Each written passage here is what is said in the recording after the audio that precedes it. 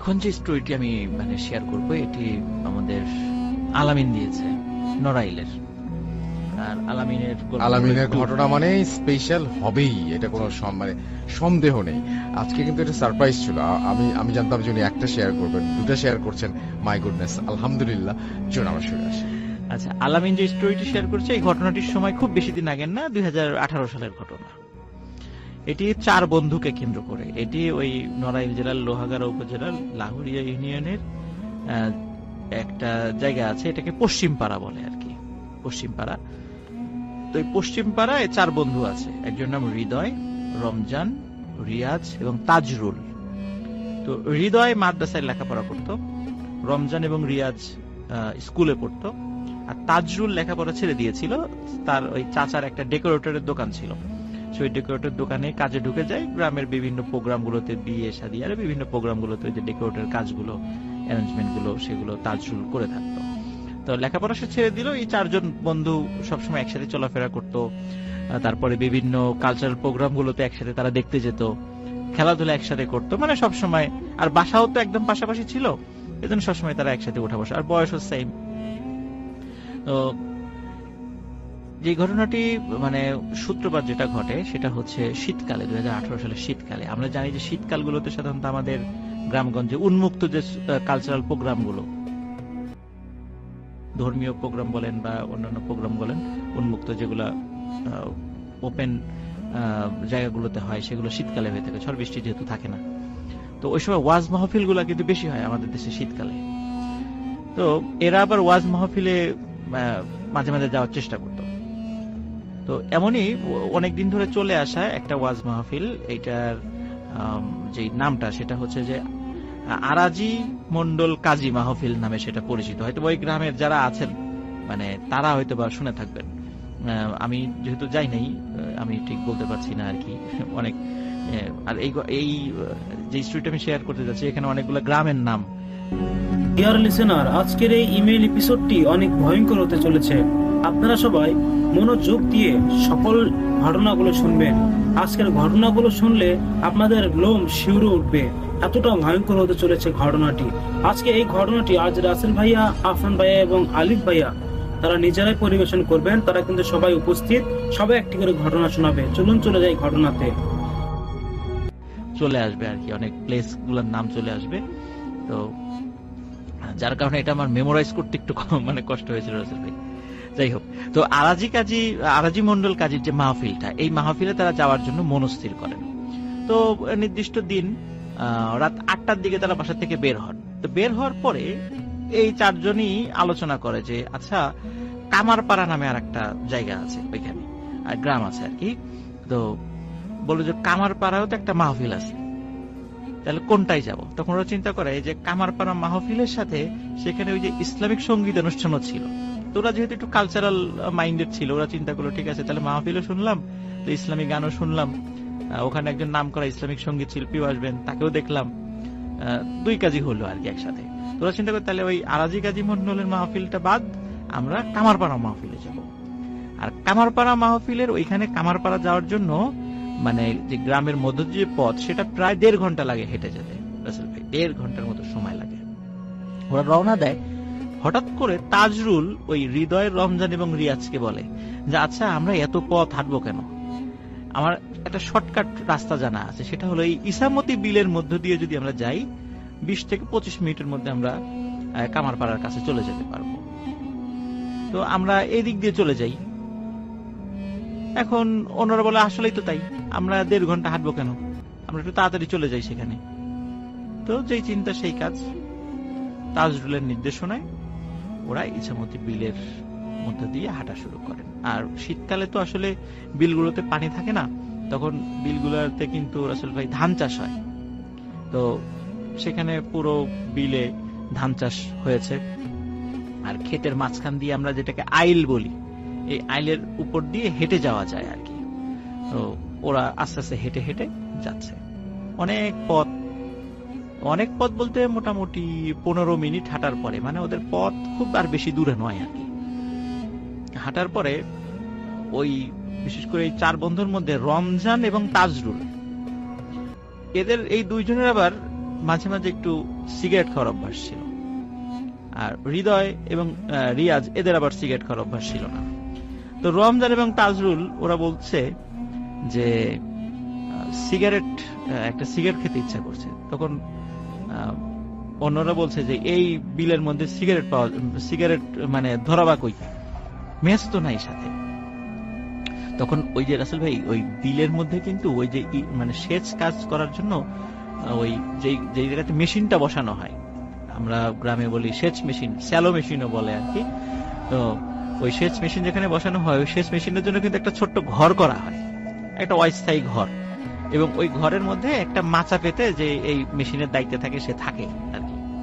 তো বিলের মধ্যে এই সেচ মেশিনগুলো তখন ওই এখন কোনোটায় ইলেকট্রিসিটি মানে সংযোগ আছে, আর যেহেতু বড় বিল ওখানে ইলেকট্রিসিটির খাম্বা ছিল না, ওটা কি ওই যে তেলে চলতো আর কি। এই জন্য ওখানে কিন্তু ওই ঘরগুলোতে কোনো বৈদ্যুতিক বাল্ব থাকতো না, এমনি হয়তো বা হারিকেন বা ল্যাম্প জ্বালাতো আর কি। তো ওরা দেখে যে ওই একটা অস্থায়ী ঘর, যেটা ওই রকম সেচের জন্য যে অস্থায়ী ঘর আছে, দূরে একটা ঘর দেখা যাচ্ছে, কিন্তু ওই ঘরের মধ্যে আলো। তো তাজরুল বলছে যে ওই যে একটা ঘর আছে, তো চলো আমরা ওইখানে যাই, নিশ্চয়ই ওখানে লোক আছে, যেহেতু আলো জ্বলছে লোক আছে। আর আলো মানে হচ্ছে সেখানে তো অবশ্যই কোনো কুপি বা হারিকেন বা কিছু একটা জ্বালানো থাকে। উনি তো এত দ্রুত চলতে পারেন না, উনি তো স্ক্র্যাচে করে চলেন, আর এই আইলের উপর দিয়ে আমরা দুই পা দিয়ে হাঁটতে কষ্ট হয়, তো উনি স্ক্র্যাচে ভর করে এত তাড়াতাড়ি কোথায় চলে গেলেন। তো ওরা বুঝতে পারে যে ওরা একটা বিপদে পড়ে গেছে, বড় ধরনের একটা বিপদ। তখন ওরা চিন্তা করে যে আমাদেরকে দ্রুত ওই কামারপাড়া চলে যেতে হবে যেখানে মাহফিল। ওরা বলে আমরা তো খুব কাছাকাছি আছি। ওরা হাঁটা শুরু করে। তো হাঁটতে হাঁটতে রাসেল ভাই ওরা একটা অদ্ভুত জায়গায় নিজেদেরকে আবিষ্কার করে। দেখে যে ওরা হাঁটতে হাঁটতে একটা উঁচু ঢিবির মতো একটা বিশাল জায়গায় চলে আসছে, এবং সেখানে মানে খুব ঘন কাশবন। ওরা বলে কি ব্যাপার, আমরা এখানে চলে আসলাম কেন কাশবন? এবং কাশবনের মধ্যে ওরা 4 জন হারিয়ে যায়। কিন্তু হারালেও যেহেতু ওরা ওইখানেই ছিল, ওরা চিৎকার চেঁচামেচি করে নাম ধরে ডাকতে ডাকতে ওরা নিজেদেরকে আবার একত্র করে। কাশবনে রাসেল ভাই ওরা যখন আসে, তখন ওরা নিজেদেরকে আবিষ্কার করে এটা আসলে শুধু একটা উঁচু ঢিবি বা কাশবনের একটা ঢিবি না, এটা হচ্ছে একটা শ্মশান। সেটা হচ্ছে যখন মানে বর্ষাকাল থাকে, তখন ওই অত্র এলাকার যারা সনাতন ধর্মাবলম্বী যারা আছেন, তাদের মধ্যে কেউ মারা গেলে তখন তো আর ওই লাশ পোড়ানোর জন্য মানে যে অ্যারেঞ্জমেন্ট গুলো নিচু জায়গায় বর্ষাকালে এটা তো সম্ভব নয়। তখন তারা কি করতো, ওই উঁচু জায়গায় নিয়ে আসতো। ওই বিলের মধ্যে ওই জায়গাটা উঁচু ছিল, তো ওখানে লাশ নিয়ে এসে ওখানে মানে লাশ পোড়াতো আর কি। তো ওইখানে ওরা দেখে যে এরকম বিভিন্ন ওই কাঠ কয়লা পড়ে আছে, বিভিন্ন জায়গায় ছড়িয়ে ছিটিয়ে আছে বিভিন্ন জায়গায়। ওরা বুঝতে পারে যে এটা তো শ্মশান, এবং আগের থেকেই তো ওরা শুনেছিল, রাত্রেবেলা বুঝতে পারে নাই সেটা, ওরা ওখানে চলে এসেছে। দ্রুত ওরা 4 জন সেখান থেকে নেমে আবার অন্যদিকে হাঁটা শুরু করে। 15 থেকে 20 মিনিটের মাথায় ওরা আবার নিজেদেরকে আবিষ্কার করে আবার ঠিক ওইখানে চলে আসছে। ওরা বলে যে কি ব্যাপার, আমরা আবার এখানে কিভাবে চলে আসলাম? ওরা আবার সেখান থেকে নেমে যায়, নেমে আবার হাঁটা শুরু করে। আবারও রাসেল ভাই পরপর 3 বার একই ঘটনা ঘটে। ওরা বারবার ওই শ্মশানের ওই ঢিবির ওইখানে চলে আসছিল। হৃদয় যেহেতু মাদ্রাসায় লেখাপড়া করত, ও তখন উচ্চ স্বরে কোরআন তেলাওয়াত করতে থাকে। ও বুঝতে পারে যে আমরা আজকে আমাদের হয়তো বা বড় ধরনের কোনো ক্ষতি হয়ে যাবে। উচ্চ স্বরে কোরআন তেলাওয়াত করতে করতে ওইখান থেকে নেমে আসে 4 জনই, মানে হৃদয় কোরআন তেলাওয়াত করে, অন্য 3 জন সাথে থেকে নেমে আসে। তখন রাসেল ভাই আর ওরা ব্যাক করে ওই জায়গায় ওই গোলক ধাঁধায় পড়ে ফেরত আসেনি। ওরা ওই মেইন রাস্তায় উঠে যায়, যেখান থেকে ওরা ওই কামারপাড়া মাহফিলে যায়। সেখানে গিয়ে দেখে এক অদ্ভুত ঘটনা। সেটা হলো গিয়ে দেখে যে মাহফিল শেষ, ওই প্যান্ডেলের দায়িত্বে যারা ছিল তারা ওই সব বাঁশ খুঁটি কাপড় এগুলো গুছাচ্ছে। ওরা বলে কি ব্যাপার, মাহফিল কি হইলো? বলে মাহফিল তো শেষ। বলে মাহফিল শেষ মানে রাত 8টায় রওনা দিলাম, বড় জোর 1.5 ঘন্টা লাগছে আমাদের আসতে এই বিলের মধ্যে এত ঝামেলার পরও, তো মাহফিল শেষ হয় কিভাবে? এখন তো 9:30 বাজার কথা। বলে তোমাদের কি মাথা খারাপ হয়েছে? এখন বাজে রাত 2:30। ওরা চিন্তা করে যে সর্বনাশ, আমরা এত সময় কি করলাম, কিভাবে চলে গেল? ওরা কিছুতেই বুঝতে পারছে না যে আমরা এত সময় কিভাবে পার করে দিলাম। তো যাই হোক, ওরা যেহেতু ওদের শরীরে কাদা টাদা লেগেছিল আর এত ছোটাছুটির কারণে ওদের প্রচন্ড ক্ষুধা লেগেছিল, কিন্তু মাহফিল যেহেতু শেষ হয়ে গেছে, মাহফিল উপলক্ষে কিন্তু ছোট ছোট খাবারের দোকানগুলো বসে। তো তো আসলে কোনো দোকানও ছিল না, কিন্তু তখন দুইটা দোকান ছিল, একটা ঝালমুড়ির দোকান আর একটা পাপড় ভাজা। যে পাপড় ভাজা এখন তো আসলে পাওয়া যায় না এভাবে। তো তো ওরা কি করবে, মানে খুব ক্ষুধা লাগছে, ওরা প্রচুর পরিমাণে ঝালমুড়ি এবং পাপড় ভাজা খায়। আর আমরা তো জানি রাসেল ভাই ওই ভাজা পোড়া খেলে নাকি দুষ্টু জিনেরা পিছু লাগে, এটাও কিন্তু একটা বিষয়। যাই হোক, ওরা মানে খাওয়ার পরে মানে চিন্তা করে- একটু মনে করে দিই যে অনেকে বলে যে ভাজা পিঠা, এই জি, জি, সমস্ত- জি, হ্যাঁ, জি। হ্যাঁ, ভাজা মাছ। জি জি। তো ওরা চিন্তা করে যে যাই হোক মাহফিল তো শেষ, কি আর করা, আমরা তো এখানে অ্যাটেন্ড করতে পারলাম না, এখন তো বাড়ি ফিরে যেতে হবে।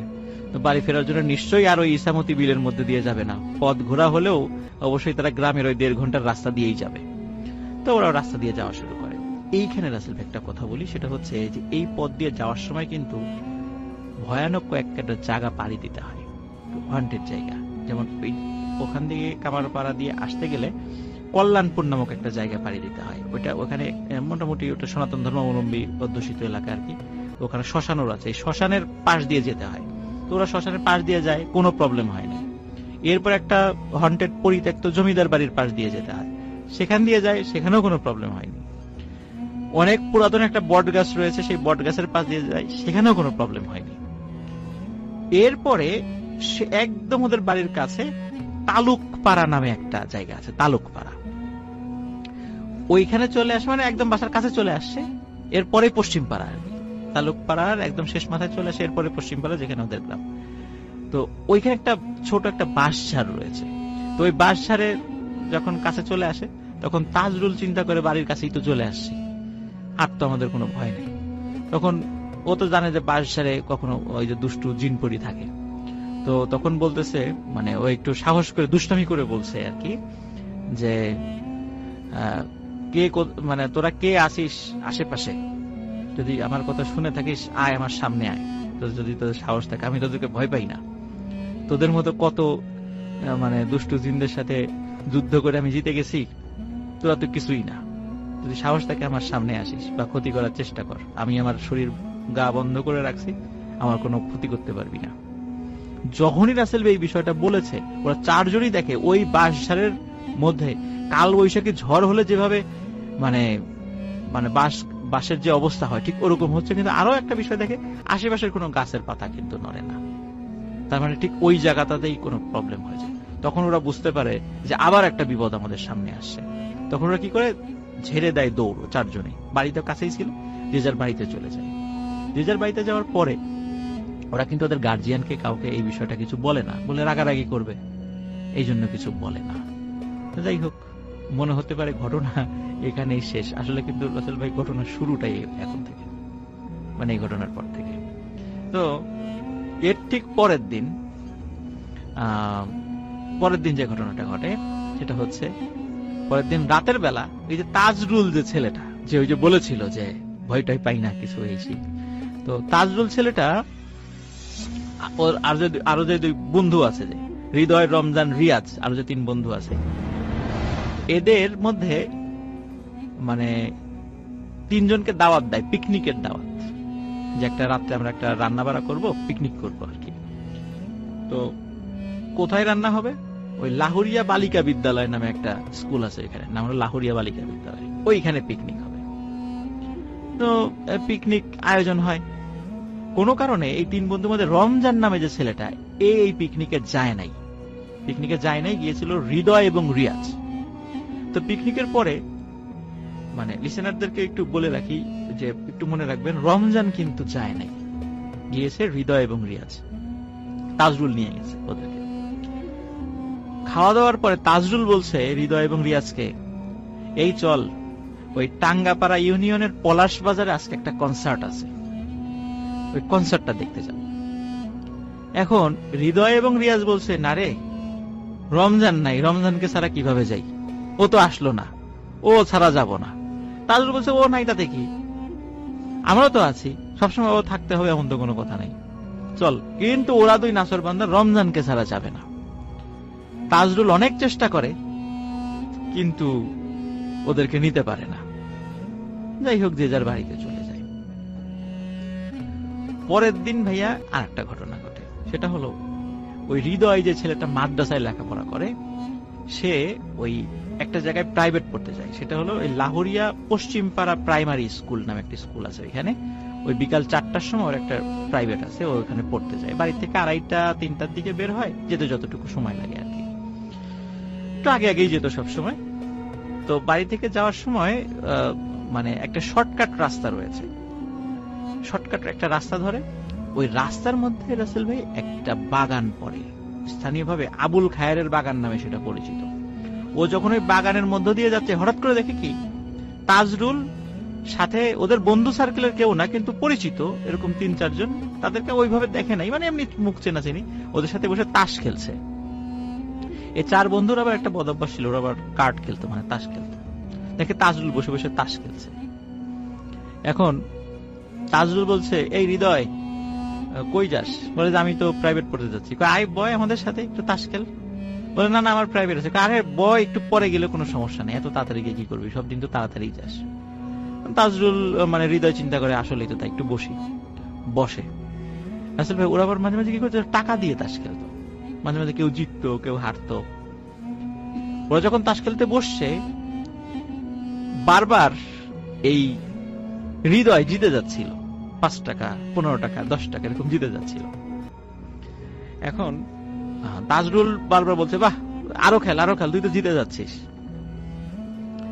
এইভাবে কিছু সময় চলার পরে, এবং হৃদয়ও মগ্ন হয়ে গেছে তাস খেলায়, হঠাৎ 4টার সময় আসরের আজান দিয়ে দেয়। আসরের আজান যখন, তখন তাজরুল হঠাৎ করে সেন্স ফেরে, আরে আমার তো 4টার সময় প্রাইভেট আছে। শীতকালে কিন্তু আসলে 3:45, 4:45 বা 4টার দিকে আসরের আজান দেয়, শীতকালের ঘটনা ছিল। তো তো আমার তো ইয়ে আছে, মানে প্রাইভেট আছে, প্রাইভেট পড়তে যেতে হবে। তখন তাজরুল বলে, আরে একদিন প্রাইভেটে না গেলে কি হয়, প্রাইভেট থাক না। বলে না না ওই স্যার আমার আব্বারে বলে দিবে, আমার আব্বা রাগারাগি করবে। বলে আরে আজকে থাক, আজকে এখানে থাক, আজকে যাওয়ার দরকার নেই। বলে যে না আমার যেতেই হবে। ও জোর করে উঠে চলে যায়। যাই হোক, প্রাইভেট পড়ে মানে চলে আসে। চলে আসার পরে সাধারণত মাগরিবের নামাজের পরে ওদের বাড়ির কাছে একটা দোকান আছে, এখন আছে না হলো আলমগীরের দোকান। সন্ধ্যার পরে ওই দোকানের বিষয়টা কি রাসেল ভাই আপনি মনে হয় দেখেছেন বা দিচ্ছেন, অনেকে দেখেছে, গ্রামগঞ্জে কিছু দোকান থাকে, দোকান টেলিভিশন থাকে। তো ওখানে বসে সবাই একটু টেলিভিশন দেখে, চাটা খায়, মোটামুটি ভালোই জমে থাকে আর কি। আর ওই দোকানে একটা ক্যারাম বোর্ড ছিল, ওই ইয়াং ছেলে পেলে সে ক্যারাম বোর্ড খেলতো, মোটামুটি ভালোই জমজমাট ছিল আলমগীরের দোকান। ওরাও কি করতো, মাগরিবের নামাজের পরে ওখানে আসতো, গল্প গুজব করে এসার আগ দিয়ে সবাই বাসায় চলে যেত। ওই মানে ওই সময় হৃদয় যে প্রাইভেট পরে আসছে, মাগরিবের পরে আসছে, আসার পরে এসে দেখে যে তাজরুল তখনও আসে নাই। তাজরুল তখনও আসে নাই। তো রিয়াজ আছে, রমজানও আছে। হৃদয় এসে বলছে যে ওই দিন আবার রাসেল ভাই বাংলাদেশের একটা খেলা ছিল, কোন একটা দেশের সাথে আর কি, ক্রিকেট খেলা। তো বলছে যে আজকে যদি বাংলাদেশ জেতে তোদেরকে আমি 25 টাকার কটকটি খাওয়াবো। কটকটি কিন্তু ওই যে এক ধরনের গ্রামীণ খাবার আর কি, নিশ্চয়ই লিসেনাররা বুঝতে পারছেন, কটকটি খাওয়াবো। তখন রমজান আর রিয়াজ বলছে যে কটকটি খাওয়াবি, তোর কাছে 25 টাকা কিভাবে আসলো? স্টুডেন্ট মানুষ, 25 টাকা মানে অনেক টাকা। বলে হ্যাঁ আমি ওই আজকে ইসের আবুল খায়ের বাগান দিয়ে যাওয়ার সময় দেখি তাজরুল বসে তাস খেলতেছে, আমি তো ওর সাথে বসে তাস খেলে আমি 50 টাকা জিতছি। বলে তাজরুলের সাথে তাস খেললি মানে? তাজরুল তো আজকে সারা বিকেল আমাদের সাথে ফুটবল খেললো, আমরা তো একসাথে, ও গোলকিপার ছিল, আমরা তো সারা বিকেল একসাথে খেললাম, এই যে একটু আগে বাসায় গেছে গোসল করে আসবে এখনই। বলে আরে না আমি নিজে খেললাম, এই যে দেখ পকেট থেকে, এই যে দেখ 50 টাকা, আমি তাজরুলের সাথে জিতলাম। বলে না এটা হতেই পারে না, আশেপাশে সবাই সাক্ষ্য দিচ্ছে, হ্যাঁ আজকে দুপুরের পর থেকেই তো আমরা খেলা নিয়েছিলাম, সন্ধ্যার আগ দিয়ে তাজরুল বাড়িতে গেছে। হৃদয় তো অবাক, তাহলে আমি খেললাম কার সাথে? কিছু সময় পরে তাজরুল চলে আসে, তাজরুলের সাথে হৃদয়ের বিশাল বাকবিতণ্ডা। তাজরুল বলে আমি তো খেললাম, কেবল গোসল করে আসলাম। হৃদয় বলে যে না আমি তোমার সাথে তাস খেলছি। তো যাই হোক, এর মধ্যে কি হয়েছে ভাই, মানে ওই জায়গাতে কিন্তু ইয়ে ছিল না, রিয়াজ, সরি আমি একটা জিনিস ভুল বলছি ভাইয়া, রিয়াজ ওইখানে উপস্থিত ছিল না, রমজান ছিল শুধু। তো রমজান কথা কাটাকাটির এক পর্যায়ে বলতেছে আচ্ছা ঠিক আছে গন্ডগোল কম, এখন থামো, চলো আমরা ওই যে পলাশ বাজার টাঙ্গাপাড়া ইউনিয়নে কনসার্ট আছে, কনসার্টে যাব। তখন তাজরুল মানে ইয়েরা বলতেছে যে, তখন হৃদয় বলতেছে কি পলাশ বাজার কনসার্ট মানে? ওটা তো গতকালকেই শেষ হয়ে গেছে। তখন ওই ইয়ে বলতেছে, রমজান বলছে গতকাল, খেয়াল করেন রাসেল ভাই, ওই যে পিকনিকে কিন্তু রমজান ছিল না। হ্যাঁ, তো হৃদয় বলতেছে যে ওটা তো গতকালকেই শেষ হয়ে গেছে, তুই ছিলি না। তাজরুল আমাকে আর রিয়াজকে কত রিকোয়েস্ট করলো, তুই ছিলি না দেখে আমরা গেলাম না। হ্যাঁ, তাজরুল তো তখন উপস্থিত। তাজরুল বলে, এই বেটা তোকে মাথা খারাপ হয়েছে, আমি পিকনিকে গেলাম কখন, আর আমি তোদেরকে কনসার্টের কথা বললাম কখন? ওরা দুইজনই ওর উপর ক্ষিপ্ত হয়, এই বেটা তুই আমাদের 3 জনের খাবার একাই সাবার করলি, আমাদেরকে ধরে নিয়ে কনসার্টে নিয়েই যাবি, কত চেষ্টা করলি, আমরা রমজান নাই দেখে গেলাম না, এখন বলো যে তুমি আমাদেরকে কনসার্টের কথা কখন বললা? এই শুরু হয়ে যায় বাকবিতণ্ডা। তাজুল বলে যে আমি বলি নাই, আমি তো ছিলামই না, কারণ আমি সারা রাত আমার আব্বার সাথে খেতে কাজ করছি, কারণ আমার আব্বা আমাকে আসতে দেয়নি। ওরা কেউ বিশ্বাস করে না, বলে চল আমার আব্বার কাছে চল। তাকে ওর তাজুল আব্বার কাছে নিয়ে যায়। ওর আব্বা বলে, হ্যাঁ ও তো সারা রাত, আমি তো তোমাদের কাছে যাইতে দেই নাই, ও তো সারা রাত, শুধু রাত না সারাটা রাত, ভোরে সে ঘুমাইছে, সারা রাত আমার সাথে কাজ করছে, খেতে জরুরি কাজ ছিল, খেতে কাজ করছে। তখন ওরা বলে যে আরে তাজরুল একই সময় একাধিক জায়গায় কিভাবে যাচ্ছে, কিভাবে সম্ভব এটা? ওদের মনে খটকা লাগে। কিন্তু রাসেল ভাই ওই রাত্রে ওই যে আলমগীরের দোকান, ওখানে রিয়াজ যে ওদের বন্ধু, সে ছিল না। রাতের বেলা আর একটা ঘটনা ঘটে, রাত প্রায় ভাইয়া 11টা-12টা, হঠাৎ করে রিয়াজের যে রুমে ঘুমাতো, ওর জানলায় ঠক ঠক ঠক ঠক আওয়াজ। রিয়াজ খুলে দেখে তাজরুল দাঁড়িয়ে আছে বাইরে। তখন বলে, কিরে তাজরুল এত রাত্রে? তাজরুল বলতেছে যে চল, একটা পুকুর আছে, না বলে কামারের পুকুর, বলে কামারের পুকুরে মাছ ধরবো রাতের বেলা, অনেকেই মাছ টাছ ধরে চুরি করে, আমরাও মাছ ধরবো। তখন বলে যে ভালো আইডিয়া, স্বাভাবিকভাবে ইয়াং ছেলে পেলে তো একটু দুষ্টামি তো অভ্যাস থাকবেই। বলে তাহলে বের হয়েছে। বের হওয়ার পর হঠাৎ করে মনে হয় আচ্ছা এরকে নিয়ে, রমজানকে নিয়ে গেলে কেমন হয়? তাজরুল বলে, না না, রমজানকে ডাকার কি দরকার, তুই চল। রমজানের বাড়ি কিন্তু একদম রিয়াজের বাড়ির পাশাপাশি, একদম পাশাপাশি। বলে না না না, রমজানকে নিয়ে যাব। তাজরুল বলে, না না, রমজানকে ডাকার দরকার নেই। বলে না না, ওকে নিয়েই যাব। রমজানকে ডাকা শুরু করছে, রমজান বের হয়ে আসে, বলে যে রমজান চল, ওই যে তাজরুল আসছে, আমরা মাছ ধরতে যাবো কামারের পুকুরে। তাজরুল কই? বলে এই যে তাজরুল। ও মাথা ঘুরায় দেখে তাজরুল নাই। তখন ওরা ভয় পাইছে যে এই যে তাজরুলকে নিয়ে যে সমস্যা, এক এক সময় এক এক জায়গায় থাকছে, এটা কিভাবে সম্ভব? তখন ওই রাত্রে পরের দিন সবাই নিজেদের ফ্যামিলিকে জানায় ঘটনাটা, যে এই এই সমস্যা হচ্ছে। তখন ওদের ফ্যামিলির লোকজন বুঝতে পারে যে সবাই গ্রামে রটনা রটে যায়, তাজরুলকে ভূতে ধরেছে, ওই একই সময় একাধিক জায়গায় থাকছে। তখন ওই গ্রামে আরেকটা ইয়ে আছে, তৈলক্ষ পাড়া বলে আর কি, ওইখানে ইসলাম ফকির নামে একজন খুব ভালো একজন কবিরাজ ছিলেন, মারা গেছেন অল্প কিছুদিন হলো, আল্লাহ মাফ করুক তাকে, আল্লাহ জান্নাত নসিব করুক। খুব ভালো মানুষ ছিলেন আর কি। ওই ইসলাম ফকিরের কাছে নিয়ে, উনি প্রতি বৃহস্পতিবার বিভিন্ন রোগী দেখতেন আর কি। তো ইসলাম ফকিরের কাছে নিয়ে যাওয়ার পরে ওই তাজরুলকে নিয়ে যাওয়া হয়। তো তাজরুলকে নিয়ে যাওয়া হলে ইসলাম ফকির তার যে রিচুয়াল করে একটা জিন হাজির করে। ওই জিন হাজির হয়ে যখন হাজির হয়, তখন ওই ইসলাম ফকির বলে যে তোর নাম কি? তখন ওই জিন বলে আমার নাম নিশি, তার নাম হচ্ছে নিশি। তোর কাজ কি? বলে রাতের বেলা মানুষকে মোহে আচ্ছন্ন করে ক্ষতি করাই আমার কাজ। বলে এদের পিছনে লাগছিস কেন, ওরা তো বাচ্চা মানুষ। বলে যে যেহেতু মোহে ফেলে আচ্ছন্ন করাই আমার কাজ, তো ওরা যতদিন মাহফিলে ইসামতি বিলের মধ্যে দিয়ে যাচ্ছিল, তখন ওই যে ছোট্ট ঘরের মধ্যে লাশ, তারপরে আলো, উৎস ছাড়া আলো, তারপরে একজন ওদের পরিচিত একজন পঙ্গু কৃষকের সুরত ধরে ভয় দেখানো, এগুলো আমরাই করেছিলাম মজা করার জন্য। যখন দেখলাম যে ওরা তেমন কোনো ভয় পাচ্ছে না, এমনি চারজন একসাথে, তখন চিন্তা করলাম ছোটখাটো একটা ক্ষতি করি। এই ক্ষতি করার নিয়েতে ওদেরকে ধোকা দিয়ে ওই শ্মশান ভিটায় নিয়ে আসি। কিন্তু বারবার ওরা বের হয়ে যাচ্ছিল, আবারও নিয়ে আসি। থার্ড টাইম যখন হৃদয় নামে ছেলেটা কোরআন তেলাওয়াত শুরু করে, তখন আর ক্ষতি করতে পারিনি, ওরা চলে যায়। তখন চিন্তা করলাম আচ্ছা ঠিক আছে, ছেলেগুলা গেছে শেষ, ঘটনা শেষ, এই পর্যন্তই। কিন্তু ওরা যখন ফিরে আসার সময় বাঁশঝাড়ে এসে ওই তাজরুল আমাদেরকে কটাক্ষ করে, হেয় করে অনেকগুলো কথা বলেছে। যেটা আমাদের মানে খুব লেগেছে, তাজরুলকে আমরা ছাড়বো না। শুধু তাজরুলকে না, ওর যে বন্ধু বান্ধব আছে তাদেরকেও ছাড়বো না। ওদেরকে ক্ষতি করার জন্যই প্রথমে পিকনিকের ছল করে ওদের দুইজনকে কনসার্টে মানে ডেকে আনছিলাম, পরে কনসার্টের নাম করে দুইজনকে নিয়ে যেতে চেয়েছিলাম, কিন্তু ওরা যায় নাই, রমজান নাই, এই জন্য ওই দুইজন যায়নি, ওই দিন ক্ষতি করতে পারি নাই। এরপরে ধরলাম হৃদয়কে, বাগানের মধ্যে তাস খেলার ছল করে ওকে আটকাইলাম। ইচ্ছা ছিল মাগরিব পর্যন্ত আটকাবো, শুধু মাগরিব পর্যন্ত যদি আমাদের সাথে থাকতো তাহলে ওই দিনই হৃদয়কে শেষ করে দিতাম। ওকে বারবার ইচ্ছা করে আমরা জিতিয়ে দিচ্ছিলাম, 5 টাকা 10 টাকা করে, যাতে ও আরো অনেকক্ষণ থাকে। যখনই মাগরিব আসরের আজান দিয়েছে তখনই ওর উপর যে আমাদের প্রভাবটা সেটা দুর্বল হয়ে গেছিল, এই জন্য ও চলে যেতে পারছে এখান থেকে, ওকে আটকাতে পারি নাই। তারপরে রাতের বেলা ওই রিয়াজকে ডাকতে গেছি, মাছ ধরার কথা বলে রিয়াজকে নিয়ে যাব, প্রত্যেককে হিট করছে, দেখেন আসলে প্রত্যেককে হিট করছে, রিয়াজকে নিয়ে যাব। কিন্তু রিয়াজ আবার রমজানকে ডাকার কারণে আর করতে পারি নাই কিছু, কিন্তু করতে পারি নাই, সহজ সহজ কিছু পদ্ধতি অ্যাপ্লাই করছি, করতে পারি নাই। এরপর আরো কঠিন পদ্ধতি অ্যাপ্লাই করব, ওদেরকে ক্ষতি করবই, এটা আমাদের পণ।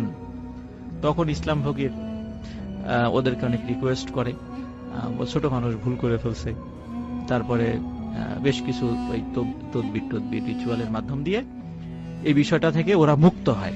তাজরুল এখন সৌদি আরবে থাকে, আর হৃদয় যে ছেলেটা মাদ্রাসায় পড়তো এখন ফরিদপুর থাকে, আর অন্য দুইজন রিয়াজ এবং রমজান ওরা ওই লাহোরিয়া গ্রামেই এখনো আছে আর কি। তো আমি আলামিনকে বলেছিলাম যেহেতু মানে হৃদয়, রমজান এবং রিয়াজকে আপাতত পাওয়া পসিবল, তো তুমি এই তিনজনকে সাথে নিয়ে একটা ছবি আমাদেরকে দিবা, লিসেনারদেরকে দেখাবো যে এরা, কারণ অনেক সময় আমরা গল্প বলি বিশ্বাস করতে চায় না। তো আসল ভাই এই ঘটনা থেকে কিন্তু একটা বিষয় আমরা, একটা শিক্ষণীয় একটা বিষয় পাই, সেটি হচ্ছে যে এই যে অনেক সময় কিছু হন্টেড প্লেসে গিয়ে আমরা না অনেক মানে ঠাট্টা তামাশা করি, ধুর এখানে কি আছে, কিছু নাই, এই সেই সব ধোঁকাবাজি, এই সেই। অনেক সময় এই যে ঘটনা থেকে আমিও এটা শিখলাম, আমরা কিন্তু অনেক সময় এর ধরনের কথাবার্তা বলি কোথাও গিয়ে, এতে করে কিন্তু আমাদের উপর আমরা কিন্তু পজেসড হয়ে যেতে পারি। এই দুষ্টু জিনেরা কিন্তু আমরা সুযোগ করে দিচ্ছি আমাদেরকে ক্ষতি করার জন্য। এজন্য আমরা একটু সাবধান থাকবো এই বিষয়গুলোতে। আশা করি ঘটনাটি সবার ভালো লেগেছে, সবাই ভালো থাকবেন, সুস্থ থাকবেন, এটাই ছিল। রাসেল ভাই, আজকে আমি আমাদের রাজবাড়ী জেলার একটা ঘটনা শেয়ার করব। তো ঘটনাটি আসলে আমার বাসার খুব কাছেই, মানে একদম মানে খুব কাছাকাছি মানে ঘটনা আর কি, খুব বেশি দূরেও নয়, এই জন্য ঘটনাটি সংগ্রহ করতে আমার বেশি বেগ পেতে হয়নি। তো ঘটনাটি রাসেল ভাই ঘটেছিল 1987 বা 87 সালের দিকের ঘটনা এটা। তো ঘটনাটি যার সঙ্গে ঘটেছিল ওনার নাম হচ্ছে নিতাই। আচ্ছা। আর উনি পেশায় ছিলেন একজন ডোম।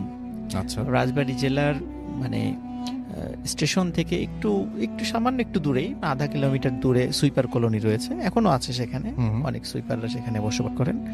তো সুইপারদের মধ্যে কিছু কিছু আছে এই ডোম পেশার সাথে নিজেদেরকে নিয়োজিত রেখেছেন। তো ওখানে অনেক প্রবীণ একজন ডোম ছিল, তার নাম ছিল নিতাই। আচ্ছা। তো উনি বেশ মানে খুব দক্ষ একজন ডোম ছিলেন, মানে খুব দক্ষতার সাথে উনি অনেক পোস্টমর্টেম গুলো করতে পারতেন। এই জন্য স্পর্শকাতর যেই লাশগুলো আসতো সেগুলো সাধারণত তাকে দিয়েই কাটা হতো। এবং ওনার আরেকটা বৈশিষ্ট্য ছিল, সাধারণত আমরা জানি যারা ডোম তারা যখন লাশ কাটার সময় কিন্তু তারা একটু মানে একটু ড্রিঙ্কস করে নেন আর কি, এটা আমরা মোটামুটি সবাই জানি। কিন্তু ওনার বিষয়টা ছিল ভিন্ন, উনি লাশ কাটার সময় কখনো কোনো ড্রিঙ্কস করতেন না। আচ্ছা। এবং যার কারণে উনি অত্যন্ত মানে ঠান্ডা মাথায় এই কাজটা করতে পারতেন, যে ওনার মানে হাতের কাজটা ছিল অসাধারণ। এই জন্য অনেক স্পর্শকাতর মামলাগুলোর পোস্টমর্টেমগুলো ওনাকে দিয়ে করানো হতো। তারা যাই হোক রাসেল ভাই, ওই যে সময়টাতে এই ঘটনা ঘটেছিল সেই সময়টা তো আমি বললাম 86-87 সালের দিকে, এক্সাক্ট বলা মুশকিল, 86 বা 87 এরকম বলতে পারছি না। তো ওই সময়টা ছিল মানে দুর্গাপূজার সময়। আচ্ছা। প্রথমত ওই দিনটা ছিল শুক্রবার, আবার ছিল ওই দিন হলো বিজয়া দশমীর দিন, যেদিন দুর্গাপূজার শেষ দিকে মানে চলে আসে আর কি প্রায়। তো ওই সময়ে রাজবাড়ী রেলওয়ে স্টেশনে রাত 10টার দিকে একটি লাশ, আচ্ছা, এবং সবার চোখের সামনেই ওই লোকটি মারা যায়। প্রত্যক্ষদর্শীরা জানায় যে রাত 10টার দিকে ওই সময় উনি মানে চাদর মুড়ি দিয়ে শুয়েছিলেন, এবং ওই লোকটা একটু তান্ত্রিক গোছের, কেমন কেমন একটু ওই যে কবিরাজ টাইপের মনে হয় এরকম আর কি। কয়েকদিন ওনাকে স্টেশনে দেখা গিয়েছিল আর কি। তো হঠাৎ করে উনি চিৎকার চেঁচামেচি শুরু করেন এবং ছটফট করতে থাকেন, মানে প্রচন্ড শব্দে আর্তনাদ শুরু করেন। সবাই ওনার কাছে যায়, চাদরটা যখন সরাই ওনার শরীরের উপর থেকে, তখন দেখে যে উনি প্রচন্ড শব্দে হাত পা ছোড়াছুড়ি করতেছেন এবং কিছুক্ষণের মধ্যে উনি মারা যান। এবং মারা যাওয়ার সাথে সাথে রাসেল ভাই একটা বিষয় সবাই খেয়াল করেন যে ওনার দুটো চোখ, মানে চোখ আমাদের আইবল বলি আর কি, যেটা আমরা চোখ বন্ধ করলেও যে চোখটা আমাদের ফুলে থাকে, কিন্তু চোখ যদি আমাদের না থাকে তাহলে কিন্তু সেখানে গর্ত হয়ে থাকবে। তো সবাই দেখে যে তার চোখ ছিল কিছুক্ষণ আগে, হঠাৎ করে মনে হলো মানে অদৃশ্যভাবে ওনার চোখ দুটো গায়েব হয়ে গেছে এবং ওখানে বিশাল গর্ত সৃষ্টি হয়ে গেছে। সবাই তো অবাক যে একটু আগে দেখলাম চোখ কোথায় গেল। তো যাই হোক, রাসেল ভাই সবার কাছে একটু অবাক লাগে এবং তখনই রাজবাড়ী জেলার যে জিআরপি পুলিশ ছিল তারা রাজবাড়ী সদর থানায় যোগাযোগ করে। তো সদর থানা থেকে যখন পুলিশ আসে, পুলিশ এসে বলল যে এটা তো মনে হচ্ছে, দেখে বোঝা যাচ্ছে এটা অস্বাভাবিক মৃত্যু, তো ডোমকে ডাকা হবে আর কি লাশ কাটার জন্য। তো রাসেল ভাই ওই রাজবাড়ী রেলওয়ে স্টেশনের ঠিক কাছেই, মানে হয়তো বা আধা কিলোমিটারও না, এতটুকু দূরেই কিন্তু একটা লাশ কাটা ঘর রয়েছে। তো এখন রাসেল ভাই সাধারণত নিতাই ডোম খুব স্পর্শকাতর বিষয়গুলো হ্যান্ডেল করতো।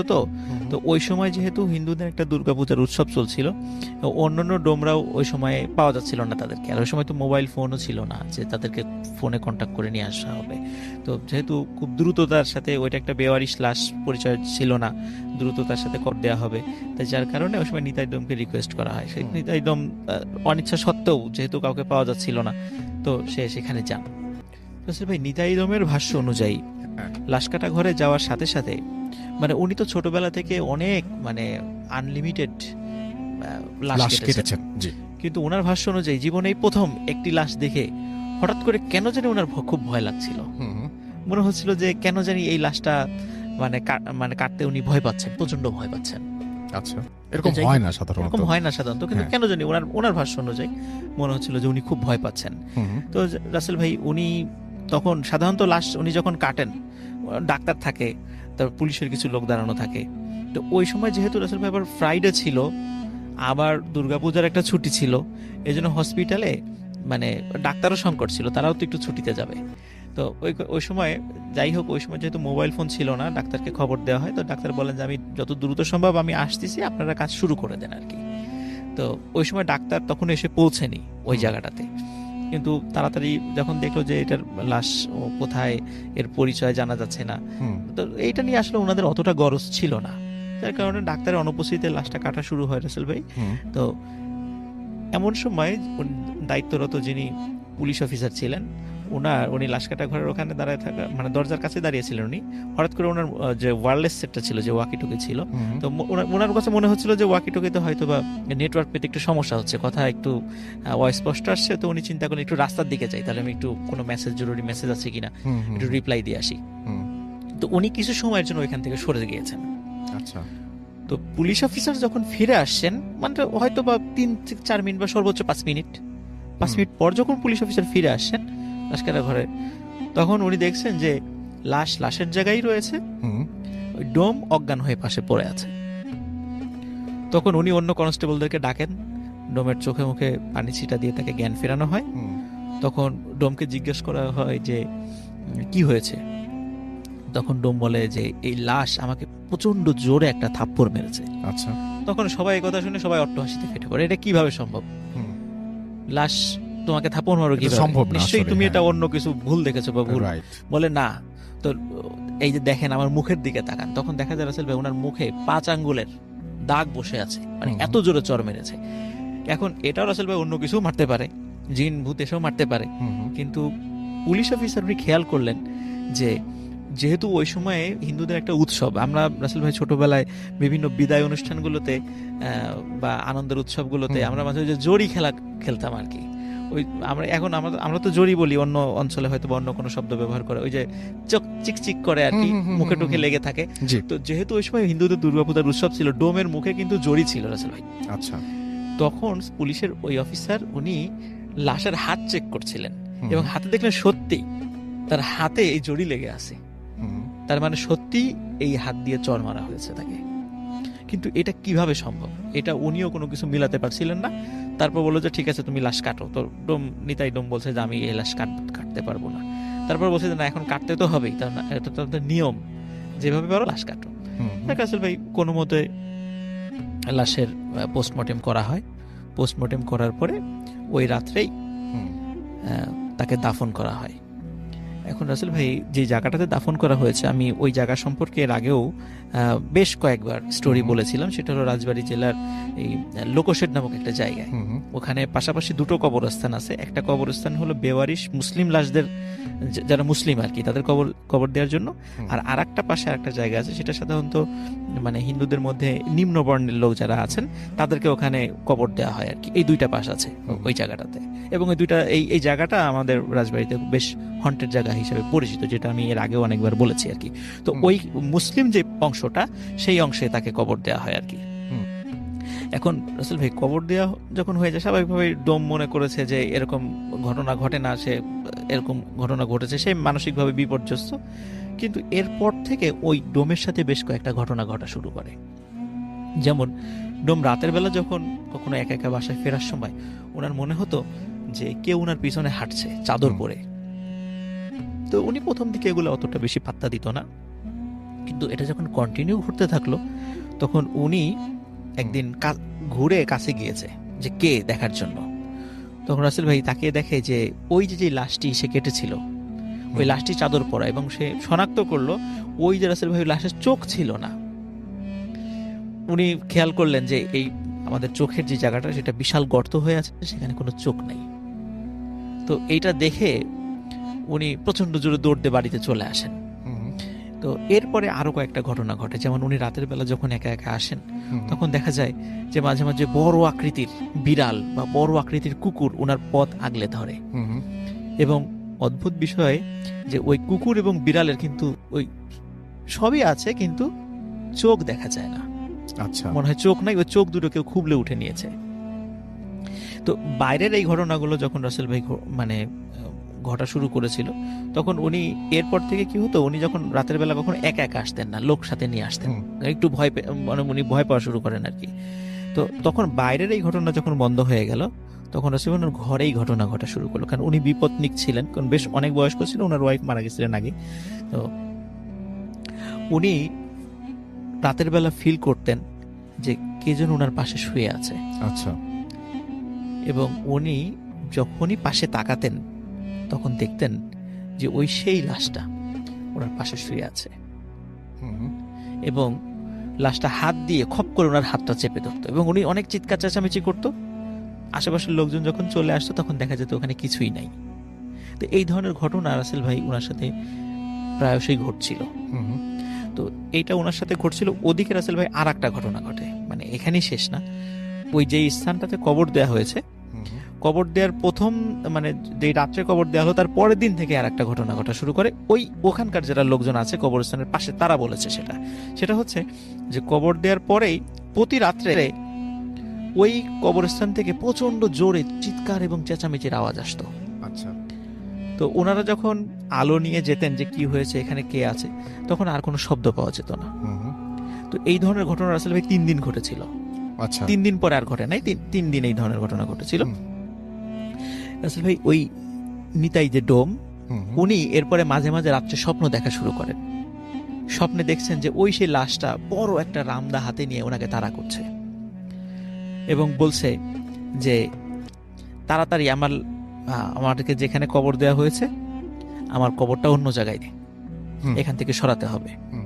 তো এখন রাসেল ভাই মানে উনি তো একজন ডোম, স্বাভাবিকভাবে নিম্ন বর্ণের লোক, ওনার কথা কেন শুনবে লোকজন, এটাও একটা বিষয়। তারপরেও উনি ওখান থেকে যখন এই ধরনের স্বপ্ন উনি বারবার দেখছিলেন, তখন উনি ওই কবরস্থানের পাশের প্রতিবেশীদের গিয়ে এই বিষয়টা শেয়ার করার পরে প্রতিবেশীরা বলেন হ্যাঁ আমরাও তো তখন হলে বিষয়টা প্রকাশ হয় যে হ্যাঁ আমরাও এরকম শব্দ শুনেছি এখানে। তখন প্রতিবেশীদের সহযোগিতা বলে আচ্ছা ঠিক আছে, তাহলে আমরা কবরটা এখান থেকে সরিয়ে একটু অন্য জায়গায় দিয়ে দিই। রাসেল ভাই ওই কবরটা আসলে ওনারা ভুল করে এমন একটা জায়গায় দিয়ে ফেলছিলেন রাতের বেলা, বুঝতে পারেন নাই। সেটা হলো ওই কবরস্থানের ঠিক কাছাকাছি আর একটা কবরস্থান আছে, যেখানে মানে ওই এলাকার কিছু লোকজন মারা গেলে সেখানে করতে হয়। এটা বেওয়ারিশ লাশদের কবরস্থান না, ওনারা ভুল করে আসলে ওই জায়গাটা রাত্রেবেলা কবর দিয়ে ফেলেছেন, অতটা বুঝতে পারেন নাই। আচ্ছা। না বুঝে এটা দিয়ে ফেলেছিলেন আর কি। হুম হুম, তো ওই জায়গাটাতে একজন নামাজি ব্যক্তির একটা কবর ছিল, হুম হুম, তো ওই কবরে ওনার কবর হয়ে গিয়েছিল। কিন্তু ওনারা যখন কবর খুঁড়েছেন, কবর খোঁড়ার পর অদ্ভুত একটা ব্যাপার রাসেল ভাই সবাই খেয়াল করেছেন, সেটা হচ্ছে ওই ডেড বডির মাথা ছিল না। মানে ওনারা পোস্টমর্টেম করার পর তো তাকে দাফন করেছে, হুম হুম। দাফন করার পর ওনারা যখন কবরটা খুলেছে তখন দেখে যে এই কবর লাশ ঠিকই আছে, 4-5 দিনে একটু নষ্ট হয়ে গেছে কিছুটা, কিন্তু দেহতে কোনো মাথা নাই। আচ্ছা। এটা সবার মনে একটা সন্দেহের উদ্রেক করে এবং ওই নিতাইডম বলে যে মাথাটা নিশ্চিত ধারালো কোনো কিছু দিয়ে কেটে নিয়ে যাওয়া হয়েছে, এরকম একটা নিদর্শন আছে, মানে তারা বুঝতে পারছে। হুম, তখন ওই নিতাইডম মানে সন্দেহ করে যে এই লোকটি নিশ্চয়ই কোনো ব্ল্যাক ম্যাজিকের সাথে জড়িত ছিল। আচ্ছা। তো রাসেল ভাই এখানে একটা বিষয় বলে রাখা ভালো যে যারা এই ব্ল্যাক ম্যাজিক করেন বা এরকম তন্ত্রমন্ত্র সাধনা করেন, আমরা অনেক সময় শুনেছি এবং এটা নতুন কিছু না, এটা হাজার হাজার বছরের পুরাতন একটা বিষয় যে তাদের কবর হয়ে গেলে অনেক সময় অন্য তান্ত্রিকরা এসে ওই রিচুয়াল করার জন্য বা হুম। তাদের তার তন্ত্রমন্ত্র সাধনার জন্য এই মাথাগুলো তারা কেটে নিয়ে যান। জি। এই ধরনের ঘটনা মানে অনেক হাজার হাজার বছর আগের থেকেই ঘটে আসছে বা এখনো ঘটছে এটা। তো ওনারা পরবর্তীতে লাশটা ওই বেওয়ারিশের মানে ওইখানে সরিয়ে নিয়ে আসেন এবং ওইটা নিয়ে আসার পরে রাসেল ভাই এই মাসখানেক পরে ওই ব্যক্তির মানে ঠিকানা পাওয়া যায়। ওনার বাড়ি ছিল মানে কুমারখালীর ওইদিকে, কুষ্টিয়ার কুমারখালীর ওইদিকে ওই লোকটির বাড়ি ছিল। উনি আসলেই মানে ব্ল্যাক ম্যাজিক প্র্যাকটিস করতেন আচ্ছা। এবং ওনার ব্ল্যাক ম্যাজিক প্র্যাকটিস করার কারণে বেশ কিছু কারণে গ্রাম থেকে ওনাকে বিতাড়িত করা হয়েছিল। হুম হুম, পরে উনি কিছুদিন রাজবাড়িতে আসছিলেন এবং উনি ওই হঠাৎ করে রাত্রেবেলা উনি মারা যান এবং তারপরেই এই ধরনের কিছু অদ্ভুত ঘটনা ঘটে। তো রাসেল ভাই নিতাইডম অনেকদিন জীবিত ছিলেন, তো যখন ওনার কবরটা সরিয়ে আনা হয় তারপর থেকে ওই ধরনের ঘটনা আর ওনার সাথে কোনো দিন ঘটে নাই। এখনো ওনার ফ্যামিলির লোকজন মানে পারিবারিকভাবে এই ডোমের পেশার সাথে জড়িত আছেন আর কি রাজবাড়িতে। তো এটাই ছিল রাসেল ভাই আমার first story. Okay, thank you so much. আপনার প্রথম ঘটনার জন্য আপনাকে অনেক ধন্যবাদ এবং আশা করছি যে এই ঘটনাটি আপনাদেরও ভালো লেগেছে। ভালো লাগলে অবশ্যই আমাদের জানাবেন। এখন যেটা করব সেটা হচ্ছে সরাসরি চলে যাব কিছু আপনাদের পাঠানো কমেন্টে এবং আপনারা আমাদের যে টুইটার সেই অ্যাকাউন্টে আপনারা আবার এখানে আপনারা রিটুইট করেছেন, সেখানে আমি একটু দেখব যে আমাদের কাফিরুল ইসলাম আমাদের লিখেছেন যে হাই রাসেলদা কেমন আছেন এবং ভূত এফএমের সঙ্গে ছিলাম, সারা জীবন থাকবো। Thank you very much. আমাদের সাথে আছেন দেখতে পাচ্ছি রাহি চৌধুরী, এছাড়াও এলসি রনি আমাদের সঙ্গে আছেন ফারহান শাহরিয়ার, ইফতেখার আরিক আমাদের সাথে আছেন। এছাড়াও দেখতে পাচ্ছি আমাদের সঙ্গে আছেন নাজিয়াত তাজরিয়ান, সাইফুল ইসলাম SR, নাজিয়াত আমাদের সাথে আছেন তানিমুল ইসলাম, আরও অনেকেই, কাউসার আহমেদ রোব আমাদের সাথে আছেন, ফারহান শাহরিয়ার আছেন আমাদের সঙ্গে, পারভেজ আশুগঞ্জ থেকে, এছাড়াও মিনহাজুল ইসলাম মামুন আমাদের সঙ্গে আছেন। দেখতে পাচ্ছি ইমরান, শান্তা ইসলাম প্রতিদিনের মতো আজকেও আমাদের সাথে আছেন। আমাদের সাথে জান্নাত মিম আমাদের সাথে জয়েন করেছেন এই মুহূর্তে মহাসিন, ওকে, এবং খুব ভয় লাগছে তিনি সেটা জানিয়েছেন। জনি আমাদের সাথে আছেন নাজিয়াত, এছাড়াও RS রাহাত, তারেক ইসলাম এবং তিনি নয়াপাড়া নারায়ণপাড়া নাটোর থেকে আছেন তিনি, ইফতেখার আরিক, রিফাত এবং আমাদের সঙ্গে আরও অনেকেই দেখতে পাচ্ছি আছেন এখানে। অনেকে অ্যাপ দিয়ে শুনছেন, যেমন বিশাল বৈরাগী রাজভীর, তিনি অ্যাপ দিয়ে শুনছেন এই মুহূর্তে আমাদের সঙ্গে। এছাড়াও আবু নোমান ফয়সাল, সঞ্জিদা রহমান নিশি, রায়হান খান, ইটস শান্ত, MD আশিক সরকার, জুবায়ের মাসুদ, তানভীর আহমেদ, রাকিব হাসান, মীর রাব্বি, সাইফুল ইসলাম SR আমাদের সঙ্গে। এছাড়াও দেখতে পাচ্ছি MH সোহাগ সহ আরো অনেকে আমাদের সাথে আছেন। আমাদের যে ভূত এফএমের যে পেজটা, সেই ভূত এফএমের পেজেও এই মুহূর্তে অনেকে আমাদের সঙ্গে আছেন এবং কথা বলছেন তারা। এবং তার মধ্যে আমি দেখতে পাচ্ছি যে সেকেন্ড স্টোরিটা ভালো ছিল, আফনান ভাইয়ের কথা লিখেছেন আমাদের সঙ্গে। শাওন মল্লিক, আই লাভ ভূত এফএম, মইনুর সাগর, আফনান ভাই মানে শিহরিত কিছু, জান্নাত আরমা এবং আমাদের সঙ্গে দেখতে পাচ্ছি ভিজে সোহান আমাদের সঙ্গে আছেন। দেখতে পাচ্ছি জুবায়ের খান অঙ্কন, হিমেল রাহাত তিনি আছেন আমাদের সঙ্গে, এমডি মারুফ আলী আছেন আমাদের সঙ্গে আছেন দেখতে পাচ্ছি, এছাড়াও আবির হাসান নীরব, আরমান বিন আলাউদ্দিন, আর এরিক হেনরি আছেন আমাদের সঙ্গে দেখতে পাচ্ছি, সিয়াম আহমেদ আছেন আমাদের সঙ্গে, IH রনি, AH ইয়ান আমাদের সঙ্গে, তিনি জানিয়েছেন যে ফুত এফএমের বিরাট ফ্যান তিনি, সাইফুল্লাহ শিবলু, আফরান ভাইয়ের ঘটনাগুলো বেস্ট, সাদ্দাম শিকদার আমাদের সঙ্গে আছেন, AR আমিনুল, এমডি ইফতি হাসান আমাদের সঙ্গে আছেন, আমাদের সঙ্গে আছেন আরমান হোসেন বিজয়, এমডি রনি ইসলাম আমাদের সঙ্গে আছেন নিবিড় হৃদয়, আরমান হোসেন, এমডি মারুফ আলী আমাদের সঙ্গে আছেন, এছাড়াও দেখতে পাচ্ছি অভি, কাজী মাজহারুল ইসলাম, হাসিবুর রহমান চৌধুরী দীপু, ইমরান রানা, মিনহাজুর রহমান, এমডি শরীফ সহ আরো অনেকে। থ্যাংক ইউ ভেরি মাচ আমাদের সঙ্গে থাকার জন্য। আমরা আবারও ফিরে আসবো রেডিও ফুর্তির পেজটাতে, একটু পড়ে ফেলি আমরা খুব তাড়াতাড়ি। এবং এখানেও অনেকে আছেন, সোনিয়া নাসির মগবাজার থেকে শুনছেন, তামিম তানভীর আমাদের সঙ্গে আছেন, মইনুল ইসলাম জিসান, মুস্তাফা কায়সার তামিম, নির্মল হৃদয়, মিরাজুল মমিন স্বাধীন, SK শিহাব, মোহাম্মদ রাতুল, নাহিদ হোসাইন, আবির মজুমদার, তানজিল চৌধুরী, প্রিয়নাথ পল জয় আমাদের সঙ্গে আছেন দেখতে পাচ্ছি, ইন্তেসার আহমেদ বাঁধন, ফারহান আহমেদ শাকিল আমাদের সঙ্গে আছেন দেখতে পাচ্ছি, M আলী হুসাইন, রোমিও, রিয়া আখতার আমাদের সঙ্গে আছেন, মাকনুন মিতু আমাদের সঙ্গে আছেন, মাহমুদুল হাসান বিপ্লব আছেন, এমডি মাসুম, শাহরিয়ার খান, অ্যাপ দিয়ে না, আপনি অ্যাপ দিয়ে শুনছেন না আসলে, শাকিল খান আমাদের সঙ্গে আছেন, SK সুমন মল্লিক, মজুমদার টুটুল আমাদের সঙ্গে আছেন, সুমাইয়া আখতার, ফয়সাল অর্ণব আমাদের সঙ্গে আছেন, এমডি সাকিব রাজ, তাবাসসুম আখতার, প্রিন্স নাইম সহ আরো অনেকে আমাদের সঙ্গে আছেন। থ্যাংক ইউ ভেরি মাচ আমাদের সঙ্গে থাকার জন্য। আমরা চলে যাব আমাদের দ্বিতীয় অতিথির কাছে, তার কাছ থেকে একটা ঘটনা শুনে আসবো। আপনার নামটা প্লিজ একটু বলবেন, কোথা থেকে এসেছেন, তারপর আপনার ঘটনায় যাব। আসসালামু আলাইকুম রাসেল ভাই। ওয়ালাইকুম সালাম। তালহা, জি, প্যারানর্মাল সোসাইটি গ্রুপের পক্ষ থেকে আসছি। তো রাসেল ভাই, আজকে আমি যে স্টোরিটা শেয়ার করতে চাচ্ছি সেটা আমার খুব কাছের একটা মানুষের সাথে ঘটে যাওয়া কাহিনী। তো সে মূলত ঢাকার বাইরে থাকে।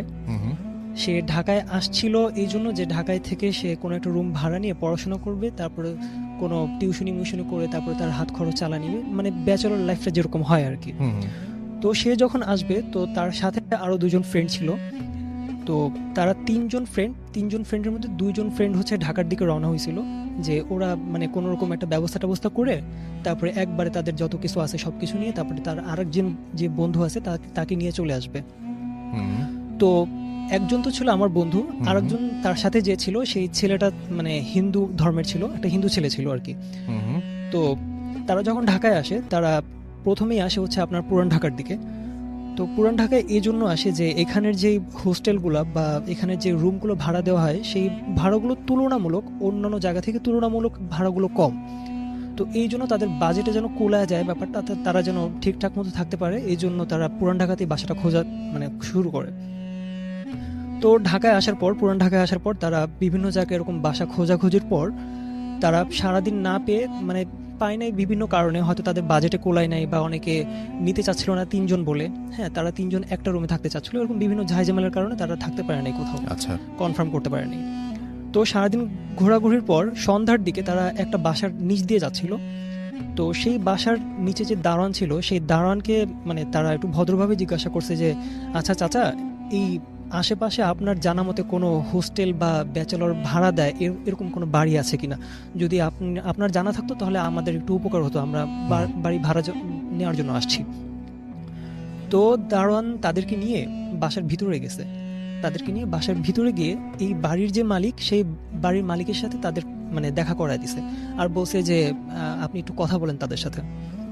তো বাড়ির মালিকের কাছে নেওয়ার পর তারা দুজন ছিল, তো তাদের মানে ভালো মন্দ জিজ্ঞাসা করে, শুরুতেই ভালো মন্দ জিজ্ঞাসা করার পর বলছে যে আচ্ছা বাসা ভাড়া নিবা ভালো কথা, বাট তোমরা মানুষ কয়জন? তো বলছে যে হ্যাঁ আমরা আজকে দুজন আসছি, পরে কনফার্ম হয়ে গেলে আমাদের আরেকজন আসছে, তাকে আমরা নিয়ে আসবো, মানে আমরা মোট তিনজন। তো রাসেল ভাই একটা জিনিস মানে পয়েন্ট করে রাখতেছি যে এই বাড়িওয়ালার সাথে তাদের যে এখন কথাবার্তা হচ্ছে এই জিনিসটা আমি পরে ক্লিয়ার করে দেবো যে সেই কথাটা কেন বলছিল যে তোমরা কয়জন আসো। আচ্ছা, তো তাদেরকে বলছে যে ঠিক আছে তোমরা যদি থাকতে চাও তাহলে কোনো সমস্যা নেই। তুমি দেখতেই পারতেছো এই বাসার এখন মানে যে অবস্থা, সেখানে সব গোডাউন, মানে সব জায়গায় বিভিন্ন ধরনের মাল সামানা রাখা আছে, মানে হাঁড়ি পাতিলের বস্তা রাখা আছে, মানে এটা একটা গোডাউনের মতো। হুম। তো তোমরা ডিরেক্টলি মানে একদম 3rd ফ্লোরে চলে যাও। 3rd ফ্লোরে গেলে তোমরা দক্ষিণ পাশে দেখবে একটা রুম আছে। হ্যাঁ, সেই রুমে তোমরা দেখে আসো, যদি তোমাদের পছন্দ হয় তাহলে তোমরা তোমাদের মানে যতটুকু সাধ্য, যতটুকু দিয়ে থাকতে পারলে তোমরা খুশি, ততটুকুই ভাড়া তোমরা দিও তোমাদের সন্তুষ্ট মতো। মানে তাদের উপর কোনো ভাড়া প্রেশার নাই। নির্ধারিত করে নেই। তো তারা যখন গেছে তখন হচ্ছে মাগরিবের আজানের একটু আগ মুহূর্তে আর কি। তো বাসাটা যখন দেখতে গেছে রুমটা, তো রুমটা মানে দরজাটা খুলেই তারা বুঝতে পারছে যে এই রুমের মধ্যে প্রায় বছর খানেক ধরে কেউ থাকে না। এখানে যে কারো বসবাস নাই এটা তারা দেখেই বুঝতে পারছে। বিভিন্ন জায়গায় মানে ময়লা পড়ে আছে, মাকড়সার জাল পড়ে আছে। তো তারা আর একটু ভিতরে গেছে। ভিতরে যাওয়ার পর ভিতরে যে আরেকটা গেট ছিল, ওই গেট খুলে যখন ঢুকছে তখন দেখছে যে একটা মহিলা মানে জড়ো হয়ে, তার গায়ে 3 পিস ছিল, মাথায় একটা ওড়না ছিল, সে জড়ো হয়ে মানে মানে একদম আঁটো হয়ে শুয়েছিল একদম। তো তাদেরকে দেখে ওই মহিলা শোয়া থেকে উঠে গেছে। শোয়া থেকে উঠে গিয়ে বলছে যে বাসা দেখতে আসছো, আচ্ছা ঠিক আছে দেখো, এটা বলেই সে মানে চলে গেছে বাসা, মানে রুম থেকে চলে গেছে। তো তারা বিষয়টা তেমন একটা মাথায় নেয় নাই, যেহেতু বাসার নিচে লোকজন আছে, সেহেতু এই মহিলা যদি বাসারই কেউ হয় তাহলে তারা তো জানেই যে এই মহিলাটা কে। তো তারা তেমন একটা মাথায় নেয় নাই যে এই মহিলাটা কোত্থেকে আসলো বা এখানে এভাবে কেন শুয়েছিল, তারা তেমন একটা ব্যাপারটা মাথায় নেয় নাই। তো তারা রুম টুম সব দেখছে। রুম টুম দেখার পর তাদের মনে হয়েছে যে ঠিক আছে, আমরা 3 জনের জন্য এই রুমটা পারফেক্ট, আমরা এটাতে থাকতে পারি, যেহেতু আমাদের উপর প্রেশারও নেই টাকা পয়সার। তো বাড়িওয়ালার কাছে গেছে, বাড়িওয়ালার কাছে গিয়ে বলছে যে আচ্ছা আঙ্কেল, আপনি কনফার্ম করেন, আমরা 1 সপ্তাহের মধ্যে চলে আসতেছি। তো 1 সপ্তাহ পর তার যে আরেকটা ফ্রেন্ড ছিল, মানে তারা মোট 3 জন। তো একজনের কথা তো বললামই যে আমার ফ্রেন্ড, আরেকজন হিন্দু একটা ছেলে ছিল, আর একটা ছেলে ছিল যে একটু ধার্মিক টাইপের, মানে নামাজ কালাম পড়তো, এই জন্য আমি ধার্মিক বললাম আর কি। তো তারা 3 জন চলে আসে। তারা 3 জন আসার পর ওই বাসা যখন উঠে তখন মানে টানা 1 মাস 1.5 মাস তারা একদম নর্মালি চলতেছিল, মানে খুবই ভালো, তাদের কোনো টেনশন নেই, কোনো রকমের খারাপ কিছু দেখতেছে না, তাদের কোনো সমস্যা হচ্ছে না। কিন্তু 1.5 মাস পর তারা একটা জিনিস খেয়াল করে যে মাঝে মাঝে রাতের বেলা তাদের ওয়াশরুমের যে মানে ভেজা স্যান্ডেলটা আছে, সেই ভেজা স্যান্ডেল কিন্তু রাসেল ভাই, যদি স্যান্ডেলটা ভেজা থাকে তাহলে সেটা যদি কেউ হাঁটে তাহলে সেটার আওয়াজটা কিন্তু ভিন্ন হয়। সাধারণভাবে হাঁটলে এক ধরনের আওয়াজ হয়, কিন্তু ভেজা স্যান্ডেল কিন্তু মানে মানে অন্য ধরনের একটা আওয়াজ হয়, মানে বোঝা যায় যে এটা একটা ভেজা স্যান্ডেল। তো এই জিনিসটার আওয়াজটা বেশি খেয়াল করে হচ্ছে আমার যে ফ্রেন্ডটা, যার থেকে আমি ঘটনাটা কালেক্ট করছি, সেই জিনিসটা বেশি খেয়াল করে। তো একটা জিনিস বলিনি রাসেল ভাই, যে ওই হিন্দু যে ছেলেটা ছিল, সেই ছেলেটা কিন্তু কখনো প্যারানর্মাল কোনো বিষয় সে কখনো ফেস করে নাই। তো তার এইসব বিষয় মানে জিনিস কখনো বিশ্বাসী হয় না, আর সে মানে মানে খুব সাহসী একটা মানুষ। তো এই কথা শোনার পর তার কাছে ব্যাপারটা একটু হাস্যকর মনে হয়েছে, আর তাকে বলছে যে মানে তাদের মধ্যেই মানে ব্যাপারটা একটু হাসাহাসি করে বলছে যে তোর কি মনে হয় যে জিনরা এতই পয় পরিষ্কার যে একদম জুতা পরে হাঁটাহাঁটি করবে, বাথরুমে যাবে জুতা পরে, বাথরুম থেকে বের হবে জুতা পরে, এতই পয় পরিষ্কার ওরা? মানে একটু মজা করে বলছে, উড়া দিছে কথাটা। তো ঠিক আছে, ও বুঝে নিছে যে আচ্ছা ঠিক আছে, আমার শোনায় মানে শুনতে ভুল হয়েছে হয়তো। তো তারপরে আমার ফ্রেন্ড তার কিছুদিন পরে যে জিনিসটা মানে একটা স্বপ্ন সে দেখতো, হঠাৎ করে একটা স্বপ্ন সে দেখা শুরু করছে। স্বপ্নটা এমন ছিল যে তারা যে ফ্লোরে শুয়ে থাকে, যে ফ্লোরে তাদের কোনো খাট ছিল না, ফ্লোরে তারা বেড করে শুয়ে থাকতো। তো ওই মানে তারা 2 জন বাকি যে 2 জন ফ্রেন্ড তারা একসাথে শুইতো, আর সে একটু আলাদা হয়ে শুইতো আর কি। তো তার পাশে একটু জায়গা খালি ছিল। স্বপ্নে সে দেখতো যে ওই যে মহিলাটা, যারা যে মানে বাসা যখন দেখতে আসছে তখন যে মহিলাটাকে শুয়ে থাকতে দেখছিল, সেই মহিলাটা সেম জামা পরা, হ্যাঁ, তার দিকে ঘুরে খুব মানে করুণ দৃষ্টিতে তাকায় আছে, মানে এমন ভাবে যেন সে কোনো সাহায্যের আবেদন চাচ্ছে। তার মুখটা একদম মলিন ছিল, কিছু একটা বলতে চাচ্ছিল সে, এরকম মানে মুখটা করে আছে। তো স্বপ্নটা যখন দেখছে, তো ঘুম থেকে ওঠার পর এই স্বপ্নটা ওই হিন্দু ফ্রেন্ডটাকে বলছে যে আমি ওরে দেখছি, আমি ওই মহিলাটাকে দেখছি। তো ওই হিন্দু ফ্রেন্ডটা বলছে যে এটা একটা নর্মাল ব্যাপার, আমরা অনেক সময় এরকম স্বপ্নে দেখি, একটা মানুষকে একবার দেখে তাকে আমরা স্বপ্ন দেখতেই পারি, এটা স্বাভাবিক ব্যাপার, এটাতে এত ঘাবড়ানোর কি আছে। তো আচ্ছা ঠিক আছে, স্বপ্নকে আমি স্বপ্নভাবে নিলাম, তারপরে সেটা মানে মানে বাদ দিয়ে দিল, আচ্ছা ঠিক আছে। তো কিন্তু সেকেন্ড দিনই ভাই, একদম মানে একদম পরের দিনই সে সেম জিনিসটা আবার দেখলো, যে ওই মহিলাটা তার পাশে শুয়ে আছে, আর পাশে শুয়ে ওরকম ভাবেই মানে করুণ দৃষ্টিতে তাকায় আছে, কিছু একটা বলতে চাচ্ছিল, সাহায্যের আবেদন চাচ্ছিল, মানে একটা মুখ নিয়ে সে শুয়ে আছে। তো তো সেকেন্ড দিন দেখার পর তার মনে একটা খটকা বাজছে যে আমি ঠিক আছে একদিন দেখলাম ভালো কথা, কিন্তু লাগাতার 2 দিন সেম জিনিস কেন দেখলাম। তখন তার মনে হয়েছে যে আমাকে কি কোনো মেসেজ দেওয়া হচ্ছে, বা আমাকে কি কোনো এই স্বপ্নের মাধ্যমে কিছু বোঝানো হচ্ছে যে এই বাসায় কিছু আছে বা কিছু ঘটতে চলছে আমাদের সাথে, এমন কোনো মেসেজ আমাকে দেওয়া হচ্ছে কিনা। তো আচ্ছা। সেই দিন মানে সেই স্বপ্নটার মানে তার ফ্রেন্ডকে বলে নাই, কারণ ওরা সবসময় মজা করে উড়া দেয় সবকিছু। একদম তার পরের দিনই মানে থার্ড দিন, মানে লাগাতার 3 দিন এই স্বপ্নটা দেখলো আর কি। তৃতীয় দিন যেই স্বপ্নটা দেখছে যে সেই মহিলাটা সেভাবেই শুয়ে আছে, মানে তার দিকে ওইভাবেই তাকায় আছে, কিন্তু যে জিনিসটা অতিরিক্ত দেখছে সেটা হচ্ছে তার পায়ের সামনে একটা শূকর দাঁড়ানো ছিল। আচ্ছা, একটা খুব শুকর, ইন্টারেস্টিং, খুব হ্যাঁ। আজব ব্যাপার এটা। এটা একটা শূকর দাঁড়ানো ছিল, আর শূকরের হাতে একটা ধারালো অস্ত্র বা এমন কিছু ছিল যেটা দিয়ে মানুষকে আঘাত করলে সে মারা যাবে, এমন কোনো ধারালো অস্ত্র ছিল। আর সেই মহিলাটা তার দিকে তাকায় এরকম ভাবে মানে করুণ দৃষ্টিতে তাকায় ছিল। তো এই দিন স্বপ্নটা দেখে তার ভয় লাগছে যে না, এটার একটা মানে আছে, অবশ্যই এটার একটা মানে আছে, নাহলে আমি লাগাতার এরকম ভাবে আমাকে একটা জিনিস বারবার দেখানো, হ্যাঁ এটার একটা অবশ্যই একটা মানে আছে। তো তার যে একটা ধার্মিক ফ্রেন্ড ছিল, সেই ধার্মিক ফ্রেন্ডটাকে বলছে যে ভাই আমি এরকম জিনিস বারবার দেখতেছি। আর এই মহিলাটাকে যখন আমরা বাসায় আসছিলাম তখন আমরা দুজন এই মহিলাটাকে বাসায় দেখছিলাম, যে এই মহিলাটা বাসায় শুয়ে আছে, আমি সেম জামা কাপড়ই তাকে দেখছি। তো ওই ফ্রেন্ডটা বলছে যে আচ্ছা যেহেতু এটা স্বপ্নের ব্যাপার, স্বপ্নের তাবিরের ব্যাপার, সেহেতু এটা যেমন তেমন একটা ব্যাখ্যা করে দিলে কিন্তু এটা ঠিক হবে না, যেহেতু উল্টাপাল্টা তাবির করলে সেটাও সত্যি হয়ে যেতে পারে। তো এমন কাউকে জিজ্ঞাসা করব যে স্বপ্নের তাবিরের ব্যাপারে খুব অভিজ্ঞ, এমন কোন হুজুরের কাছে গিয়ে তারপরে সেটা আমরা তার কাছে যদি জানাই তাহলে সে যেটা বলবে সেই অনুযায়ী আমরা চলতে পারবো, সেটা আমাদের জন্য ভালো হবে। তো তখন তারা হয়তো কাউকে পায় না এরকম ভাবে, তো সেটা শেয়ার করা হয় নাই অল্প সময়ের মধ্যে। তো কিছুদিনের মধ্যে মানে তারা হোস্টেলটা মানে ছুটিতে পায়, একটা ছুটিতে তারা হোস্টেলটা ছেড়ে যার যার বাসায় চলে যায়। যার যার বাসায় চলে যাওয়ার পর যখন তাদের ছুটিটা শেষ হয় তখন ওই যে তাদের হিন্দু একটা ফ্রেন্ড ছিল তাদের মধ্যে, সেই হিন্দু ফ্রেন্ডটা মানে একদিন আগে চলে আসে। তাদের একদিন আগে চলে আসে, হয়তো টিকিটের কোনো সমস্যার কারণে বা যে কোনো একটা সমস্যার কারণে বাকি দুইজন একটু পরে লেট করে আসে, বাকি সে একদিন আগে চলে আসে। তো হোস্টেলে চলে আসার পর বা তার রুমে চলে আসার পর সে রুম টুম গোছগাছ করে তারপরে নিজের মতো কাজ করতেছিল। সন্ধ্যার দিকে সে পড়তেছিল, তার পড়ার টেবিলে পড়তেছিল। সে খেয়াল করছে যে তার রুমে কেউ আলতো করে নক করতেছে, তার রুমের গেটে কেউ নক করতেছে। তো স্বাভাবিক সে গেল, যে কোনো নক করতেই পারে বাসায়, যদিও কোনো হয়তো দারোয়ান হতে পারে, বাড়িওয়ালা হতে পারে, যদিও এখানে কেউ থাকে না বাট হতে পারে কেউ। তো নর্মালি ব্যাপারটা নিয়ে সে গেটের সামনে গেল, গেট খুলে যেটা দেখলো এই সেই মহিলা, যে মহিলাকে সে মানে বাসায় যেদিন ঢুকছিল, সে যেই মহিলাকে শুয়ে থাকতে দেখছিল এটাই সেই মহিলা। সেই মহিলা এসে তার কাছে মানে কান্না কান্না করে বলতেছে যে বাবা আমার ছেলে এখনো বাসায় আসে না, ও এখন বাসায় আসতেছে না, ওর একটু খুঁজে বের করো, ওর একটু খুঁজে বের করো। এটা বলেই ওই মহিলা সিঁড়ি দিয়ে নিচে দৌড় দিছে।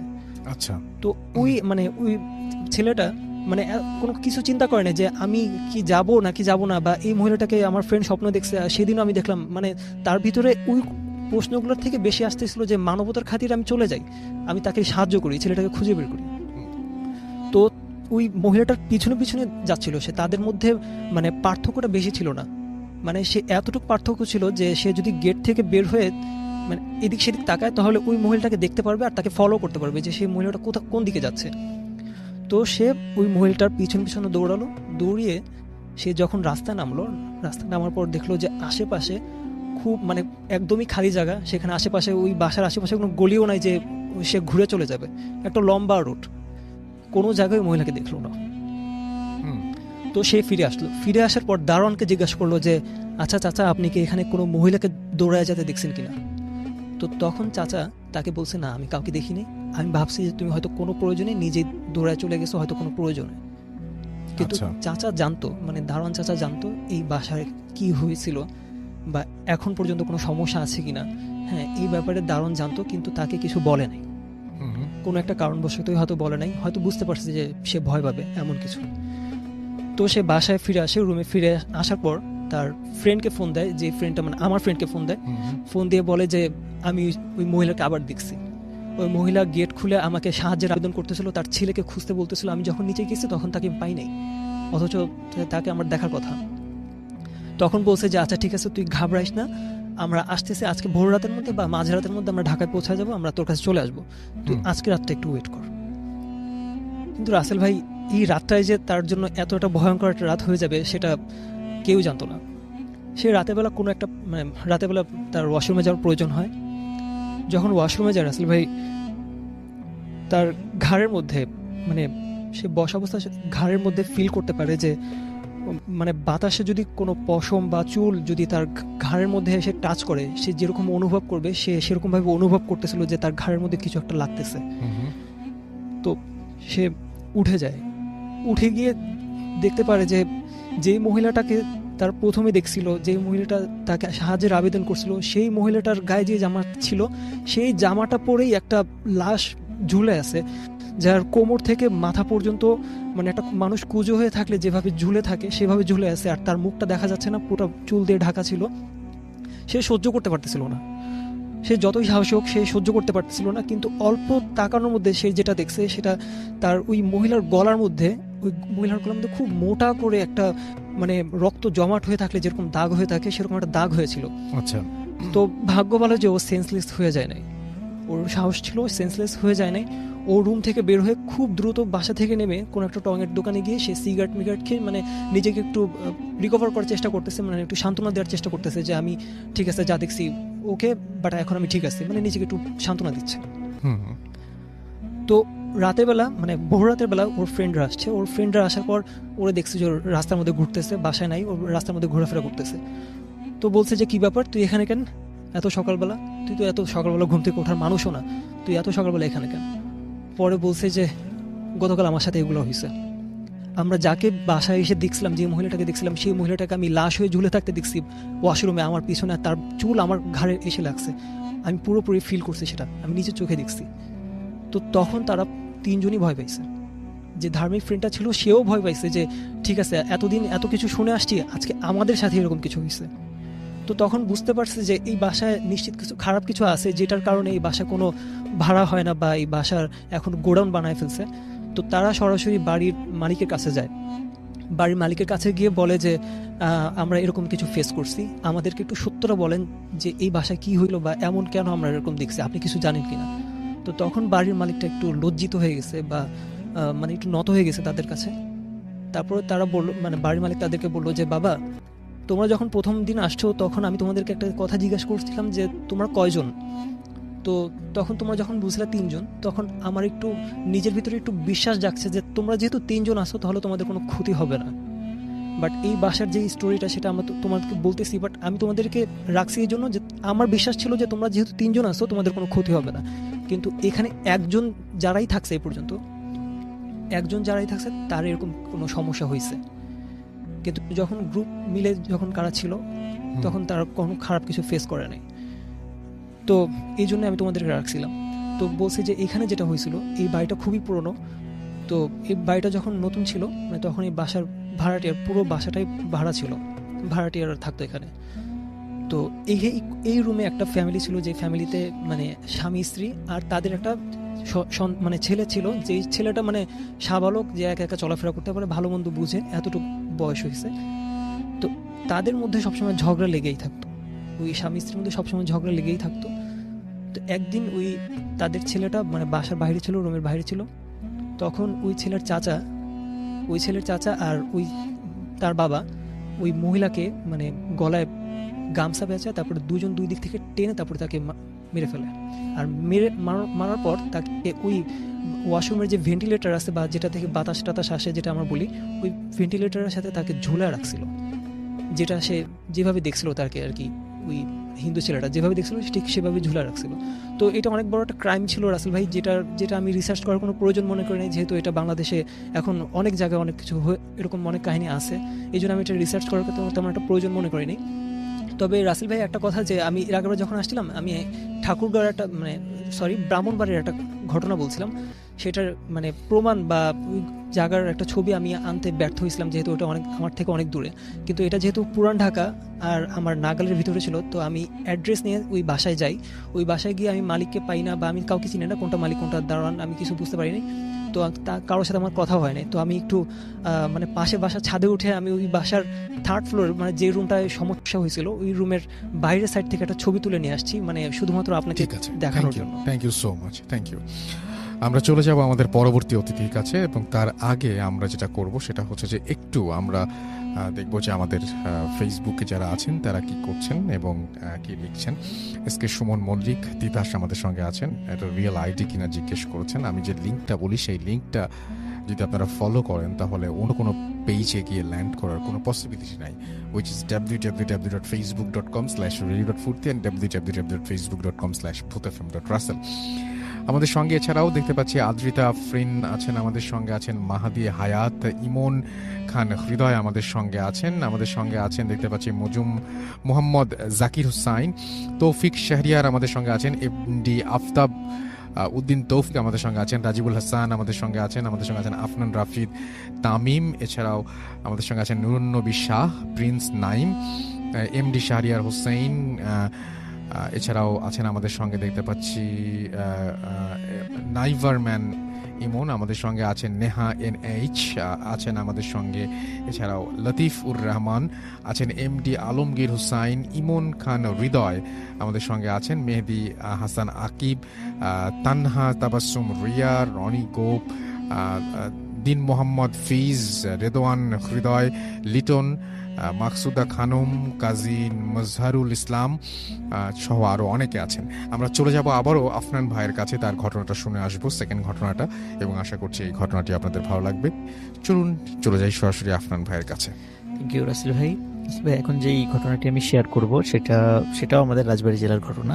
তো এটা একটা বিলের ঘটনা। তো এই বিলের অবস্থানটা আমি একটু বলি। এই বিলটা রাজবাড়ী জেলার সুলতানপুর ইউনিয়নের মধ্যে পড়ে গিয়েছে আর কি। তো সুলতানপুর ইউনিয়নের মানে ধর্মসী গ্রাম থেকে এটা আসলে শুরু। তো এটাকে মাসাইলের বিল বলে। এটা অনেক বড় বিল, কিন্তু মানে এমনি শুষ্ক মৌসুম এটা অতটা বোঝা যায় না, কারণ সেখানে চাষাবাদ হয়। কিন্তু বর্ষাকালে এই যে কিছুদিন পর থেকেই যেটা শুরু হবে বর্ষাকাল, তখন অনেক মানে এত সুন্দর পরিবেশ, এবং ওখানে যেই বাড়িঘরগুলো আছে মানে দ্বীপের মতো দেখা যায়, মনে হয় যে একটা সমুদ্রে অনেকগুলো দ্বীপ এরকম মনে হয়। খুবই সুন্দর একটা পরিবেশ আর কি ওখানে। তো আমি নিজেও ওই বর্ষাকালে আমি সেখানে গিয়েছিলাম, খুব ভালো লেগেছিল। এখন আমি ওই বিল রিলেটেড একটা ঘটনা আমি আপনাদের শেয়ার করব। তো ওখানে এই ঘটনাটি রাসেল ভাই ফার্স্ট যে ঘটনাটি বলেছিলাম ওই যে 86 বা 87 সালের দিকে, এই ঘটনাটি ঠিক একই সময়ের দিকের ঘটনা। তো ওখানে নাসির নামে একটা ছেলে ছিল। তো ওদের বাসা ওই ওখান থেকে আরেকটু এগিয়ে গিয়ে একটা গ্রাম আছে, এটাকে আমার এই মুহূর্তে নাম মনে করতে পারছি না আর কি। তো যাই হোক, তো মনে পড়েছে বেলেশ্বর নামে একটা গ্রাম আছে ওখানে। তো ওই বেলেশ্বর গ্রামের নাসির নামে একটা ছেলে ছিল। তো ওদের বাড়িতে কিছু আত্মীয় স্বজন এসেছিল রমজান মাসে। এটা ওই সময়টাও ছিল রাসেল ভাই রমজান মাস, বর্ষাকাল। তো রমজান মাসে যখন এসেছিল, তখন রমজান মাসে আসার পরে তো ওদের একটা প্ল্যান ছিল যে যেহেতু আমরা এক সময় একটা আসলাম, তাহলে একটা কাজ করি, আমরা সারাটা দিন যদি একটু বিলে নৌকা নিয়ে একটু ঘোরাঘুরি করি, ইফতারের আগে বাসায় চলে আসবো। এরকম একটা পরিকল্পনা ছিল তাদের, এবং সত্যি তাই 3 জন মিলে তারা একটি নৌকা নিয়ে ওই মাসাইলের বিল দিয়ে তারা ঘোরাঘুরি করছে আর কি। তো তারা বেরিয়েছে 12টার দিকে। তারা চিন্তা করেছে আবার ঘন্টাখানিক করে আমরা ইফতারের আগেই মানে আসরের সময় আমরা ফিরে আসবো, এরকম একটা প্ল্যানিং তাদের ছিল। তো ওরা যখন ওখানে ঘোরাঘুরি করছিল, তো যখন ফিরে আসবে বাসায় ফিরে আসবে, আসরের সময় হয়ে গেছে, ফিরে আসবে, তো তখন হঠাৎ ওই যে একটা দ্বীপের মতো যেই ঘরবাড়ি আছে যেখানে একটু উঁচু করে, কারণ বর্ষাকালে ওই ঘরবাড়িগুলো তাদের তলিয়ে না যায়, এই জন্য মাটি ফেলে ওই উঁচুতে ঘরবাড়ি করা হয় ওখানে। তো ওখানে হঠাৎ করে দেখে যে 20-25 জন লোক ওদেরকে ডাকছে, জোরে জোরে ডাকছে, এই বাবারা এদিকে আসো, এদিকে আসো, আমাদের একটু সমস্যা হয়েছে, এদিকে আসো। তখন ওরা চিন্তা করে যাই দেখি কি সমস্যা। তো ওনারা সেখানে যান। তো যাওয়ার পরে বলছে যে দেখে যে মানে নতুন বিয়ে হয়েছে, সদ্য বিবাহিত একটা দম্পতি আছে, বিবাহের মানে লাল শাড়ি পরা বউ আছে, জামাইও আছে সেখানে। তো বলল যে আমরা তো আসলে ওই পাশে, বললো যে এখান থেকে প্রায় আধা কিলোমিটার বা 1 কিলোমিটার দূরে আর একটা বাড়ি আছে। তো বললো তার একটু সামনেই, তো এখন তো এই নতুন বউর শরীরে অনেক গহনা আছে, ডাকাতি হতে পারে, আমাদের নৌকায় একটু সমস্যা হয়েছে, মেরামত করতে সময় লাগবে, তো তোমরা একটু যদি হেল্প করতে, অন্তত এই হাজব্যান্ড ওয়াইফ যারা, এদেরকে একটু আগে পৌঁছিয়ে দিয়ে আসো, সন্ধ্যার আগে পৌঁছে দিয়ে আমরা পরে যাব। তখন ওনারা চিন্তা করলেন যে ঠিক আছে, যেহেতু ওনারা এইভাবে বলছেন একটু উপকার করার দরকার, তো ওনারা জাস্ট শুধু, কারণ নৌকাটা ছোট ছিল, 5 জন ওঠার জন্য যদিও যথেষ্ট ছিল না, তারপরেও মানে ওরা ছিল 3 জন এবং ওই হাজবেন্ড ওয়াইফ 2 জন ওদেরকে উঠালো, উঠিয়ে তো বললো যে ঠিক আছে তোমরা চলে যাও। এখন রাসেল ভাই ওই ওনারা যে কোথায় যাবেন এটা জানতো না, শুধু জাস্ট ওই যেই হাজবেন্ড যে ছিল যেখানে ওই মহিলার, তো তাকে জিজ্ঞেস করছিল যে আমরা কোন দিকে যাব। শুধু উনি কোনো কথা বলে না, শুধু হাত দিয়ে সামনে দেখে যে আপনি সামনের দিকে চলেন। তো নৌকা নিয়ে সামনে যাচ্ছে যাচ্ছে যাচ্ছে, অনেকক্ষণ হয়ে যায়, প্রায় 1 কিলোমিটার পার হয়ে গেছে। এদিকে কিন্তু রাসেল ভাই সন্ধ্যা নেমে আসছে, ওরা তো বাসায় গিয়ে ইফতার করবে, জি। সন্ধ্যা নেমে আসছে, কিন্তু পথ আর শেষ হয় না এবং ওই যে দ্বীপের মতো কোনো ঘর বাড়ির ওরা দেখা পায় না। মনে হচ্ছে যে একটা মানে সমুদ্র বা এমন একটা নদীর মধ্যে তারা পড়েছে যে তার কোনো কুল কিনারা দেখা যাচ্ছে না। তখন ওদের মানে ওরা বলে যে ভাই আমরা আসলে কোন দিকে যাচ্ছি, আমরা তো পথ ভুল করছি না?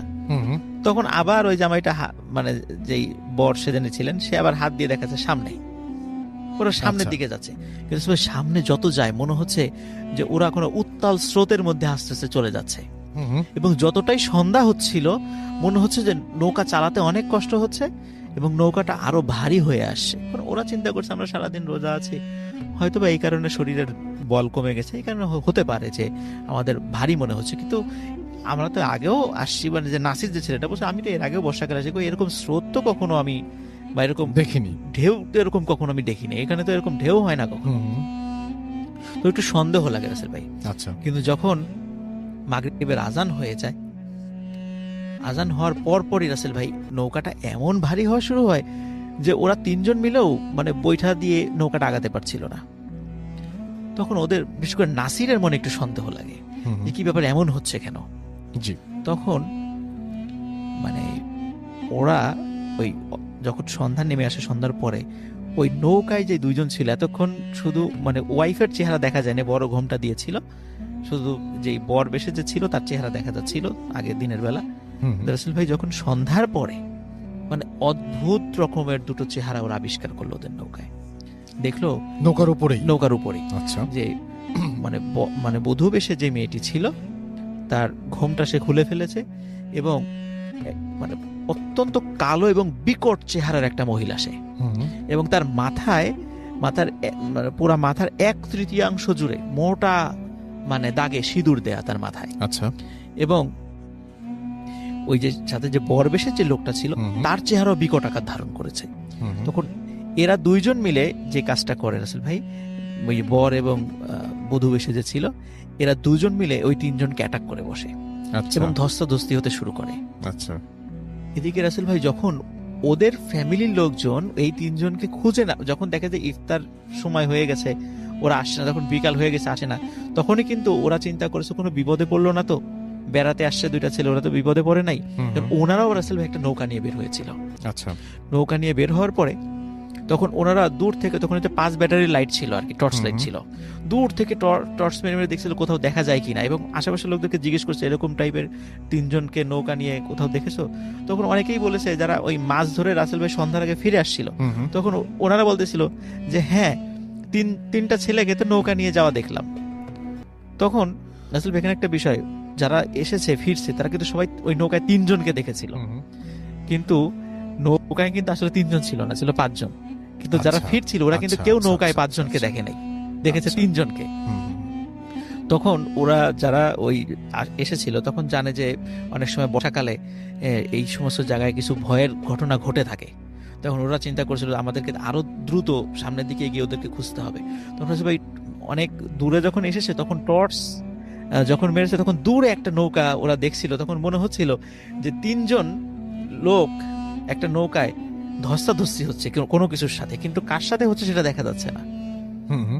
তখন ওনারা দ্রুত নৌকা চালিয়ে সেখানে যান এবং 3 জনকে গিয়ে ওখানে অচেতন অবস্থায় পান। এবং আরেকটা জিনিস রাসেল ভাই, ওনারাও ওখানে গিয়ে আবিষ্কার করেন যে সত্যি সত্যি নৌকাটা এমন একটা জায়গায় যে ভয়ঙ্কর ঢেউ সেখানে ছিল, যে কোনো সময় ওই নৌকাটা যদি মানে উল্টিয়ে যায়, মানে ওরা তো অচেতন হয়ে গেছিল, ওরা কিন্তু আর সাঁতার কাটতে পারবে না, ওরা ওখানে মারা যাবে। তখন ওখান থেকে অচেতন অবস্থা তাদেরকে উদ্ধার করা হয়।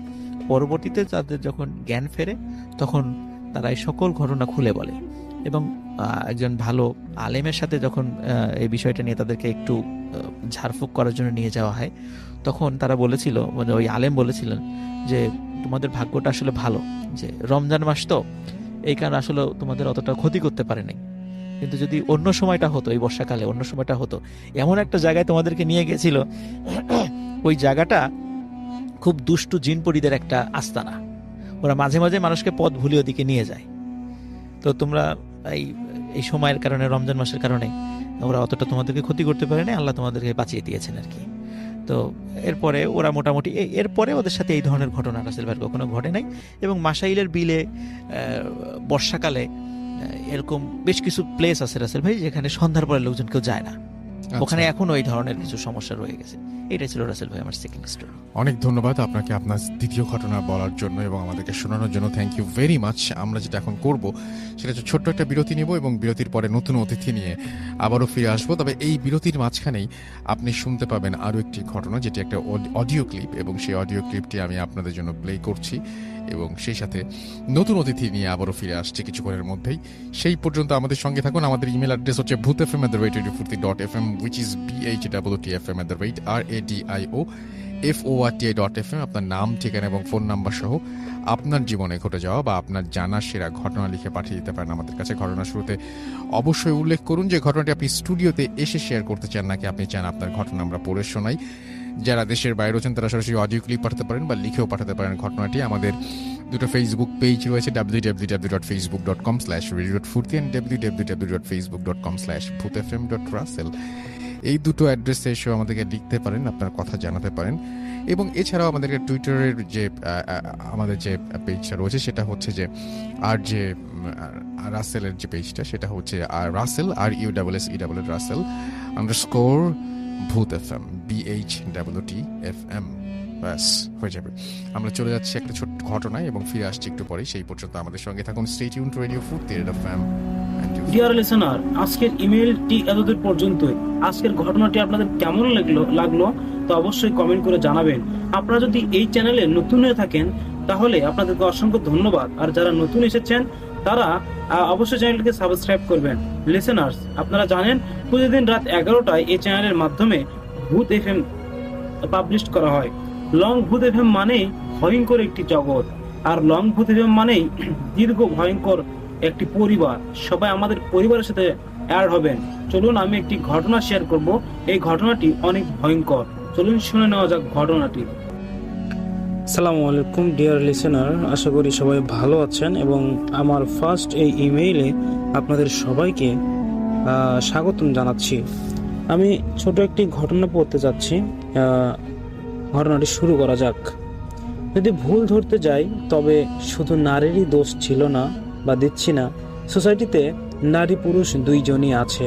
যেমন মেয়েরা চায় তার স্বামী অনেক টাকা কামাবে, বাড়ি থাকবে, গাড়ি থাকবে, সরকারি জব থাকবে, নয়তো টপ বিজনেসম্যান হবে। ভাবুন তো, আপনার স্বামী বিয়ে করেছেন নাকি ওই গাড়ি বাড়িকে বিয়ে করেছেন? যেহেতু টাকা দেখে বিয়ে করেছেন, তো স্বামীর পরকিয়া করুক আর বাড়িতে এসে আপনার হাড্ডি ভাঙুক, এসবের প্রবলেম কি? টাকা তো পাচ্ছেন, তাই না? আপনার উদ্দেশ্য যা ছিল সেটি হলেই তো হলো, মানে আপনার যা উদ্দেশ্যটা ছিল টাকা হলেই তো হলো। তবে কোনো পুরুষ জাতিকে দোষ দিব বা সন্তানকে ওমন জাইমের থেকে ডিভোর্স নিতে বলবো, এটা কোনো কথা? টাকা তো পাচ্ছেন, তাই না? এবার পুরুষ, মেয়ের বাপের ঢাকায় 3.5 তলা বাড়ি আছে, নিউ মার্কেটে 4টা দোকান আছে, রিচ আপ ফ্যামিলি, যৌতুক দিবে 20 লক্ষ টাকা, সাথে ব্লা ব্লা আরো অনেক কিছু। কেন রে ভাই? বিয়ের পর তো বউ ভাগবে না তো কারো বউ, বিয়ের পর তোর বউ ভাগবে না তো কার বউ ভাগবে? মানে মোট কথা টাকা আর কি। এই টাকার যুগে আমরা নিজেদের ভুলে যাচ্ছি। শান্তি আসবে কোথা থেকে? হ্যাঁ, টাকা ছাড়া জীবন চলে না। আপনারা টাকা অবশ্যই দেখবেন, কিন্তু সবার আগে মানুষটিকে দেখুন। কাকে বিয়ে করতে যাচ্ছেন না যাচ্ছেন, ওই মানুষটি কেমন হবে এটা দেখুন। আমাদের তো লাগবে ভুঁড়ি ভর্তি টাকা। যখন বুদ্ধি হবে ফাঁকা, তখন দোষ করেছেন কাকা। মানে ঘটনাটি কিন্তু আমি শুরু করব এখন। এটা জাস্ট একটা উদাহরণ ছিল মাত্র। প্রতিদিন রাতে বাসায় আসার সময় প্রতি রাতে না অন্তত সপ্তাহে 2 বার বাড়িতে এসে ডায়মন্ড বা স্বর্ণের জুয়েলারি একগুচ্ছ ফুল যে পছন্দ করে তাকে বিয়ে করুন। যে আপনার চোখের দিকে এক দৃষ্টিতে তাকিয়ে বলবে ভালোবাসি, তাকে বিয়ে করুন। যে স্ত্রী আপনার উপস্থিতি টের পেয়ে আপনাকে খুশি করার যুদ্ধে নামবে, তাকে বিয়ে করুন। যে স্ত্রী চ্যাট বক্সে বেস্ট ফ্রেন্ড নামক নষ্টামি না চালিয়ে বিয়ের পরেও আপনাকে মেসেজ লিখবে কখন আসবেন বাসায়, তাকে বিয়ে করুন। দুজনকে নিয়ে ব্যস্ত থাকার মানুষ বিয়ে করুন। পজিশন যেমনই হোক, এর চেয়ে শান্তি আপনি কোথাও পাবেন না। কিন্তু না, মেয়েরা নিজেদের পায়ে দাঁড়িয়ে পুরুষকে পুরুষ মনে করবে না, আর ছেলেরা সাদা চামড়া এবং টাকাওয়ালা শ্বশুর শাশুড়ি পেলে বিয়ে করবে না। ভুলে যাচ্ছেন কেন? কাগজ আপনাকে সাময়িক শান্তি দেবে, মূল শান্তি ওই 20 টাকার ফুলে। আমরা উন্নতি হচ্ছি কোথায়? আমরা ভুলকে গ্রহণ করেই নিচ্ছি বারবার, এবং তা ভোগ করার পর আরো এক ধাপ ভুল করি। সেই ভুলের মাসুল দিতে দিতে আরো 1000 ভুল করে ফেলি। শান্তি খুঁজতে খুঁজতে পরিশেষে 3.5 হাত মাটির নিচে। শুরুর সিদ্ধান্ত সঠিক নিন, এখন আপনার হাতে চাবিকাঠি রয়েছে। নারীর ব্রেন আর সোসাইটি ছেলেদের চিন্তাকে ওয়াশ করে ফেলেছে। নিজেরা বিক্রি হচ্ছে কাগজের কাছে। এই কাগজের কোনো মূল্য নেই। নিজেরা হচ্ছে এই কাগজের নিচে চাপা পড়ে যাচ্ছে। লয়াল মানুষগুলো এখন কি বদলে যাবে? যাই হোক, আমি কিন্তু ঘটনাটি এই ভয়ঙ্কর ঘটনার সাথে সাদৃশ্য না, আমি একটা বাস্তব উদাহরণ তুলে দিলাম। তো চলুন একটি ভয়ঙ্কর ঘটনায় যাই, ছোট্ট একটি ঘটনা। তো দরজায় কারো ডাক শুনেছি, আমি শুনে উঠে এসেছি। দরজা খুলে দেখি আমার বন্ধু নাসির এসেছে। আমি জিজ্ঞেস করলাম, কিরে এত তাড়াতাড়ি এসেছে? নাসির আমার রেস্টুরেন্টের ম্যানেজার। অন্যদিকে বন্ধু হওয়ায় আমরা একসাথেই থাকি সব সময়। ফিরে আসার কথা রাত 9টা কি 10টায়। দ্রুত আসার ব্যাপারটা বুঝিনি। নাসির আমাকে কোনো উত্তর না দিয়ে রুমে চলে এলো। আমি দরজা লক করে রুমে এসেছি। নাসির গোসল করার জন্য তোয়ালে আর সাবান নিয়ে ওয়াশরুমে যায়। আমি শুয়ে শুয়ে ফোন চালাচ্ছিলাম। ওয়াশরুমে যে নাসির গোসল করতে গেছে, পানির শব্দ আমি স্পষ্ট শুনতে পাচ্ছিলাম। 4 মিনিট পর আবার কেউ দরজায় শব্দ করে। আমি শোয়া থেকে উঠে দরজায় যাই। দরজা খুলে দেখি নাসির এসেছে। আকাশ যেন আমার মাথায় ভেঙে পড়ল। দৌড়ে এলাম ওয়াশরুমে। ওয়াশরুম খালি, তবে ঝর্ণাটা এখনো চালু করা। তবে আগে কে এসেছিল? ঘটনাটি পাঠিয়েছেন আমাদেরকে আমাদের ছোট ভাই, যিনি অনেক অনেক অনেক ঘটনা লেখে। আমাকে বলেছে, ভাই এই ছোট ঘটনাটি পড়বেন। তো তারপর আরেকটি ঘটনা বলেছেন, চলুন আমরা শুনে আসি। ভাতিজা, খাল পারে এই জায়গাটা কিন্তু ভালো না, আহো বাড়িতে আহো, ফিরে যাই। চারিদিকে অন্ধকার নাই, মা আসছে, চলো। এক জবাবে চাচাকে না শুনিয়ে দিলাম। এই খাল পাড়টায় আমার অনেক স্মৃতি জড়িয়ে আছে। স্কুল জীবনের সেরা সময়টা এখানে কত আমার কেটেছে। বাবার ট্রান্সফার হওয়ায় দাদুর বাড়ি ছেড়ে চলে যেতে হয়েছে শহরে। সেই যে গেলাম, দীর্ঘ 12 বছর পর আজকে এই শহরে ফিরলাম। ছোটবেলায় বন্ধুদের নিয়ে আড্ডা দিয়েছি এই খাল পাড়ে, এবং চাঁদের রোশনি খালের পানিতে চকচক করে আয়োজন করে দিয়েছে। আড্ডার ফাঁকে চাচার এমন কথার সঙ্গ দিয়ে আমি, কিরে কতদিন হলো এমন একটা মুহূর্ত কাটাই না। আমার জবাবে চাচা শুনে বলে, হতাশা ভাব নিয়ে বলল, ঠিক আছে, রাত 10টার আগে চলে আসিস। এরপর কিন্তু তোর আব্বা নাইলে আমাকে বকাচকা শোনাইব। এ বলে চাচা চলে যায়। বন্ধুদের নিয়ে খালি গলায় গানের আড্ডা আমার বেশ জমেছে। উচ্চ স্বরে গানের সাথে লাইনের সাথে লাইন নিয়ে নদীর মাঝে যেন মিলিয়ে যাচ্ছে আমার গানগুলো। এই আকাশ, এই নদী, এই প্রকৃতি যেন আমার স্বরেই তাল মিলাচ্ছে। আমরা মোট 4 জন খাল পাড়ে বসে আছি। এক একজন এক এক গল্প শুনতে শুনতে কখন রাত 11টা পার হয়েছে তা খেয়ালই করলাম না। বন্ধুরা অনেক জোরাজুরি করে বলল আড্ডার সমাপ্তি দিতে। আমি তাতে সম্মতি দিতে নারাজ। আগামীকাল সকালে এই গ্রাম ছেড়ে আবার ধুলোবালির শহরে চলে যাব। গাড়ির হরন, বিভিন্ন রূপের ভয়ঙ্কর মানুষের সম্মুখীন হব।